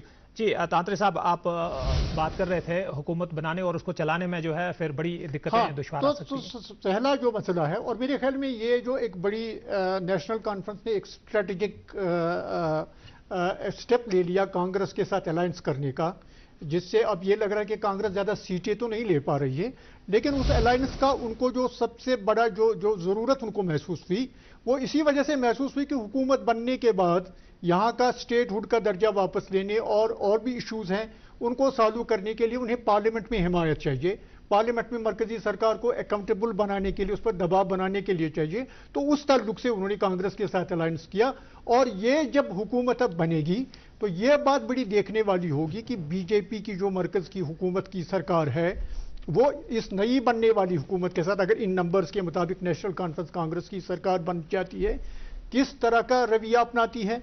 और एक जो टोटल कन्फ्रंट्रेशन हमने दिल्ली में देखा, वहाँ यूटी है और वहाँ एक सरकार बनी आपकी, और हमने 5 साल तक उनको लड़ते हुए देखा, तो क्या एक हसास इलाके में, जम्मू कश्मीर जैसे हसास इलाके में, इस तरह की सूरत हाल को आगे बढ़ने दिया जाएगा, या बीजेपी अवाम का ये मैंडेट कबूल करते हुए अपने वादे के मुताबिक यहाँ का स्टेटहुड का दर्जा वापस देके उस सरकार को काम करने देती है। तो मेरे ख्याल में ये जो इलेक्शन जीतने के बाद ये सारे मराहिल तय करना, कामयाबी के साथ हुकूमत चलाना, स्टेटहुड वापस लाना, ये बड़े मसाइल होंगे। और डे टू डे हुकूमत चलाने का जहाँ तक काम है, अगर यूटी के सतह पे ही रहना है और यूटी की हुकूमत चलाना है, तो वो तो वैसे भी कह चुके हैं ये सभी सियासी पार्टियां, उमर अब्दुल्ला के बशमूल, कि इस हुकूमत के पास और इस असेंबली के पास म्यूनिसिपलिटी से भी कुछ ज़्यादा इख्तियारात नहीं है। तो मेरे ख्याल में यह सिर्फ एक पहला स्टेप है जिससे आगे बात बननी है, और शायद ये मैंडेट भी तकाजा करता है कि वो बात आगे बढ़े, और उसमें बीजेपी को भी लार्ज हार्टेडनेस दिखाना ही पड़ेगा और नेशनल इंटरेस्ट में दिखाना भी चाहिए। जी बिल्कुल, ये कितना कुछ इसमें से ट्रांसपायर होता है और मटीरियलाइज होता है वो तो आने वाला वक्त बताएगा। लेकिन ताहिर साहब, आपकी तरफ आता हूँ। एक बड़ी बात है ये है कि जो एक लास्ट स्टेटमेंट जो जिस पे तांत्रिक साहब ने कंक्लूड किया कि उमर अब्दुल्ला साहब ने भी ये बता दिया कि एक म्यूनसिपैलिटी के पावर्स के एतबार से जो है ना इस हुकूमत के पास उससे ज़्यादा पावर नहीं होगा। लेकिन जो जितना क्रिटिकल और जितना इंपॉर्टेंट इस इलेक्शन को माना जाता है, खासतौर पे 2019 के बाद इलेक्शन हुआ है और उसका मैंडेट जो आया है, और इससे पहले जो पॉलिटिकल एक डिस्कोर्स यहाँ पे बोला गया था उसके खिलाफ या उससे बतदरी जो है ना एक डिफरेंट हमारा जो एक इलेक्शंस का रिजल्ट्स आता नजर आ रहा है। एक तो आप ये बताइए, एक नेशनल जी तार साहब आपकी तरफ आता हूं। हमारे साथ कुपवारा से हमारे रिप्रेजेंटेटिव जो हैं वो जुड़ रहे हैं। जी आप सुन पा रहे हैं हमको? जी बताइए कुपवारा से क्या अपडेट है? जी कुपवारा से अगर मैं पूरे डिस्ट्रिक्ट की पहले थोड़ा सा रोशनी डिस्ट्रिक्ट पे डालता हूं मैं। टोटल जो वोट हैं 5,42,000 और 535 वोट हैं। और ये कुपवारा जो कॉन्स्टिट्यूंसी है, ये कुपवारा जो डिस्ट्रिक्ट है, ये टोटल 6 कॉन्स्टिट्यूंसियां हैं और इसमें करीबन 59 लोग जो हैं जो अपनी किस्मत आजमा रहे हैं। और इसमें अभी जो करना जो कॉन्स्टिट्यूंसी है उसमें पीडीपी के जो मीर फिरदौस है वो लीड कर रहे हैं। और ट्राहगाम कॉन्स्टिट्यूंसी जो है इसमें नेशनल कॉन्फ्रेंस के मीर सैफुल्लाह लीड कर रहे हैं। और कुपवारा जो कॉन्स्टिट्यूंसी है इसमें मीर फयाज जो है पीडीपी के जो फॉर्मर राज्यसभा मेंबर भी रहे हैं वो लीड कर रहे हैं। और लोलाब कॉन्स्टिट्यूंसी में नेशनल कॉन्फ्रेंस के कैसर जमशीद लोन लीड कर रहे हैं। और बात करें अब हंदवाड़ा की, हंदवाड़ा में सजाद गनी लोन जो कि कुपवाड़ा में लीड नहीं कर पा रहे, लेकिन हंदवाड़ा क्योंकि उन्होंने 2 जगह पे फॉर्म भरा था अपना, और हंदवाड़ा में अभी लीड कर रहे हैं वो। और लंगेट जो कॉन्स्टिट्यूंसी है उसमें इरफान सुल्तान पंडितपुरी जो है जो डीडीसी चेयरमैन भी हैं कुपवाड़ा के, वो लीड कर रहे हैं वहां पे। जी जी मुश्ताक, बहुत बहुत शुक्रिया आपका इन अपडेट्स का। आते टाइम में आपकी अगर किसी पॉलिटिकल पार्टी के रिप्रेजेंटेटिव से भी अगर बात हुई है, कोई वहां से आपको साइंस मिले हैं, कुछ अंडरस्टैंडिंग आई है, तो वो भी बता दें। और हम आपके साथ जुड़ते रहेंगे पूरे दिन के इस टाइम में, जैसे जैसे अपडेट्स आपके साथ आते हैं हम आपके साथ जुड़ेंगे। Thank you Mushtaq. जी ताहिर साहब, वापस आते हैं इस बात पे। ये भी आपने देख लिया, ये जो क्लोज कंटेस्टेड हंदवाड़ा की सीट है उसमें इस वक्त सजाद साहब जो पहले जब पहला फेज हुआ था तो उसमें पहले स्टेज में जो है ट्रेल कर रहे थे, अभी लीड कर रहे हैं। तो ये भी एक बड़ी खबर है। ताहिर साहब, बात इस पे चल रही थी कि ये जो बड़ी चीज़ है कि जिसमें आपको कल हुकूमत चलाना है और उन सारे मैंडेट्स पे जहाँ पे आपने बात एक regular day to day governance से बड़ी ऊंची की थी जब आप इलेक्टोरल इस पे गए थे कि बहुत सारी चीज़ें हैं जो रिवाइज करने का या रिविजिट करने का या रिवर्स करने की जो बात हुई थी। आप मुझे बता दें ये कितना प्रैक्टिकल है आगे जाके, और नेशनल कॉन्फ्रेंस और कांग्रेस की ही अगर सरकार आती है तो कितनी डिफिकल्टीज या कितनी आसानी से ये जो है ना ये ट्रेल इस पे चला जा सकता है, खासतौर पे 370 को लेकर, खासतौर पे स्टेटहुड को लेकर, खासतौर पे जो लद्दाख का भी एक लार्जर डिस्कशन है कि उसको भी जम करने की जो बात हो रही है। देखिए, पहले मैं नेशनल कॉन्फ्रेंस की जो लीडरशिप है उसके बारे में कुछ कहना चाहूँगा। जी प्लीज़। आपको शायद याद हो कि फारूक साहब जो थे वो दस्तबरदार हो गए थे सियासत से, यहाँ की सियासत से। उन्होंने हवाले किया था उमर अब्दुल्ला की। जी। पिछला जब इलेक्शन हुआ था फारूक साहब मैदान में नहीं थे और उस इलेक्शन में एनसी हार गई पीडीपी के साथ और फिर पीडीपी बीजेपी की गवर्नमेंट बन गई। फिर ऐसा हुआ कि नेशनल कॉन्फ्रेंस की सीनियर लीडरशिप ने वो तशवीश में मुब्तला हो गए, तो उन्होंने फारूक साहब को प्रेशराइज किया कि अगर पार्टी को बचाना है तो आपको यहाँ रहना है। तो अभी आप देख रहे हैं, हालांकि उम्र के लिहाज से फारूक साहब काफ़ी आगे निकल चुके हैं, लेकिन उसके बावजूद उन्होंने बहुत ज़्यादा ताकतों की कैंपेन चलाई और हर जगह गए। और अगर एनसी की कामयाबी हुई है तो उसका ज़्यादातर क्रेडिट जो है वो उन्हीं को जाएगा। लेकिन प्रॉब्लम एनसी के लिए ये है कि एनसी ने जो उनका नैरेटिव था जी, जो उनके वादे थे, जो उन्होंने लोगों से जिसकी बिना पर उन्होंने वोट लिया, तो ये बड़ा मुश्किल है, बहुत मुश्किल है उनके लिए, बहुत मुश्किल होगा। पहले तो स्टेट ही नहीं है, ये यूनियन टेरिटरी है। अब उनके क्या ताल्लुका डिपेंड करता है। और दूसरी तरफ उनके और बीजेपी के दरमियान बड़ी ज़बरदस्त किस्म की एक राइवलरी रहेगी। उनके आगे ताल्लुकात की नौयत क्या रहेगी? जी बिल्कुल। क्या कॉपरेट करेंगे? क्या कुछ ऐसा होगा कि कॉपरेशन होगी सेंटर के साथ, इनकी बातचीत होगी, मुज़ाकरात होंगे? अगर ऐसा नहीं होता, अगर कोई टकराव की सिचुएशन बनती है, तो मुझे लगता है गवर्नमेंट के लिए बहुत मुश्किल हालात होंगे, यहाँ की गवर्नमेंट के लिए। और ये एनसी का एक प्रॉब्लम ये है कि उन्होंने मतलब इन पर इल्ज़ाम भी लगता है कि इन्होंने मिसाल के तौर पर दफ़ा 370 अब सुप्रीम कोर्ट ने फैसला दिया है, वो मामला बज़ाहिर वो ख़त्म हो गया है, वो वापस नहीं आएगा। लेकिन एनसी उसके बावजूद कहती है कि हम वापस लाएंगे। कैसे वापस लाएंगे? ये ये बड़ा मुश्किल एक वादा करना इस तरह का लोगों के साथ और उसका वोट लेना और फिर उसको भूल जाना, ये उनके लिए मुझे लगता है आगे ठीक नहीं रहेगा। ताहिर साहब, इस पे एक ऐड क्वेश्चन ये भी है कि बज़ाहिर तो ऐसे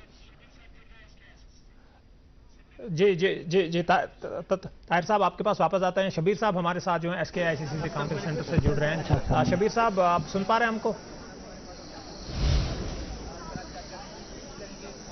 शबीर साहब, आप हमें सुन पा रहे हैं? आई थिंक हमारी लाइन मुनक़ते हो गई है शबीर साहब के साथ।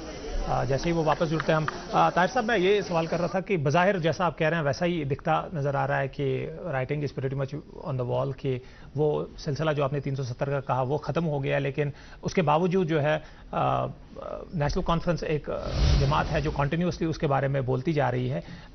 तो और जो हम ये नंबर्स भी देख रहे हैं, जो इससे पहले रियाज साहब ने भी कहा, आपने भी कहा कि ये ट्रांसपायर हुआ है ग्राउंड पे कि ये जो बात है वो मानी जा रही है और लोगों ने शायद बहुत सारे एक significant proportion of the population vote करने इसलिए भी आई है कि उनको लगता है कि ये स्टेप्स जो हैं वो लेने के हैं। इसको कपल अब मैं उस बात से कर दूं कि बाकी डे टू डे वर्किंग में उतने पावर्स हैं नहीं, तो कहीं ना कहीं यही एक बात आपको लगता है कि यही एक बात बोन ऑफ कंटेंशन रह जाएगी पूरी गवर्नेंस में या पूरे उस टेन्योर में नेशनल कॉन्फ्रेंस और कांग्रेस के लिए? जो आप कह रहे हैं मेरे ख्याल में यकीनन सिचुएशन कुछ ऐसी ही दिख रही है, बशर्ते कि ये देखिए, अब कश्मीर को एक है सेंसिटिव स्टेट माना जाता है जी। यहाँ के LG साहब ने कहा है कि यहाँ अगर कि कोई गवर्नमेंट बनेगी तो मैं उनके साथ पूरा ताउन करूँगा। LG साहब का एक बात है कि वो कंट्रोवर्सी में नहीं पड़ते, वो पहले भी उन्होंने अवॉइड किया है किसी पॉलिटिकल कंट्रोवर्सी में पड़ना। लेकिन ये सिर्फ LG साहब का मसला नहीं है, ये दिल्ली में फैसला होगा कि आगे क्या करना है। अगर ये फैसला हो जाता है दिल्ली में कि अब हुकूमत बन गई है, कश्मीर का जिक्र बाहर भी होता है, पाकिस्तान भी करता है, इंटरनेशनल लेवल पर भी होता है कि अब इसको चलने दें जी, कि इस इंतज़ाम को चलने दें, इसके साथ कोऑपरेट करें, इसके साथ छेड़छाड़ न करें, तो मुझे लगता है मामला किसी हद तक संभल सकते हैं। लेकिन अगर कुछ इस तरह का जो इनकी टकराव की जो सिचुएशन रही है NC और BJP के दरमियान, अगर आगे भी उसका परतव रहेगा तो मुझे लगता है that will be a disaster. जी ताहिर साहब, रियाज साहब आपकी तरफ यही सवाल ले जाऊंगा। हम पॉलिटिकली देखते हैं कि बड़े चार्ज बयान होते हैं, लेकिन पॉलिटिकल पार्टीज गवर्नेंस में बड़ी मैच्योर होती हैं और इन बयानात से ऊपर उठ के फिर दे फाइंड अ सोल्यूशन कि वो गवर्नेंस जो है ना लोगों के लिए बड़ी आराम से की जाए। हालांकि उस दौरान भी जो है ना वो आपस में बातें चलती, तान तशनी वो वगैरह चलता रहता है। लेकिन इस पर्टिकुलर चीज़ में जहाँ पे पिछले 5-6 साल से एक कॉन्सर्टेड एफर्ट दो पोल्स के दरमियान दिख रहा है कि एक पार्टी जो है ना कॉन्टिन्यूसली एक चीज़ पे हार पॉन करके वोट भी मांग रही है, उस पे गवर्नेंस भी कर रही है और सिर्फ यही नहीं कर रही है, कंट्री वाइड वो इस बात को लेके जा रहे हैं। और एक रीजनल पार्टी है जो पिछले 5 साल से एक ही चीज पे कह रहे हैं कि इवन दो इलेक्शंस का टाइम है, इलेक्शंस का हमें पता नहीं था होने वाला है, ये इस साल जो इलेक्शंस हुए हैं बड़ी फास्ट ट्रैक पे हुए हैं, तो आने वाले टाइम में आपको जी हम इस सवाल पे वापस आते हैं क्योंकि हमारे टाइम हुआ चाहता है इस वक्त रेगुलर हमारी न्यूज़ का। तो नाज़रीन, न्यूज़ के बाद जो है न्यूज़ बुलेटिन के बाद हम फिर जुड़ेंगे और रियाज साहब से उनका तज्जिया लेंगे। जी ब्रेक लेते हैं।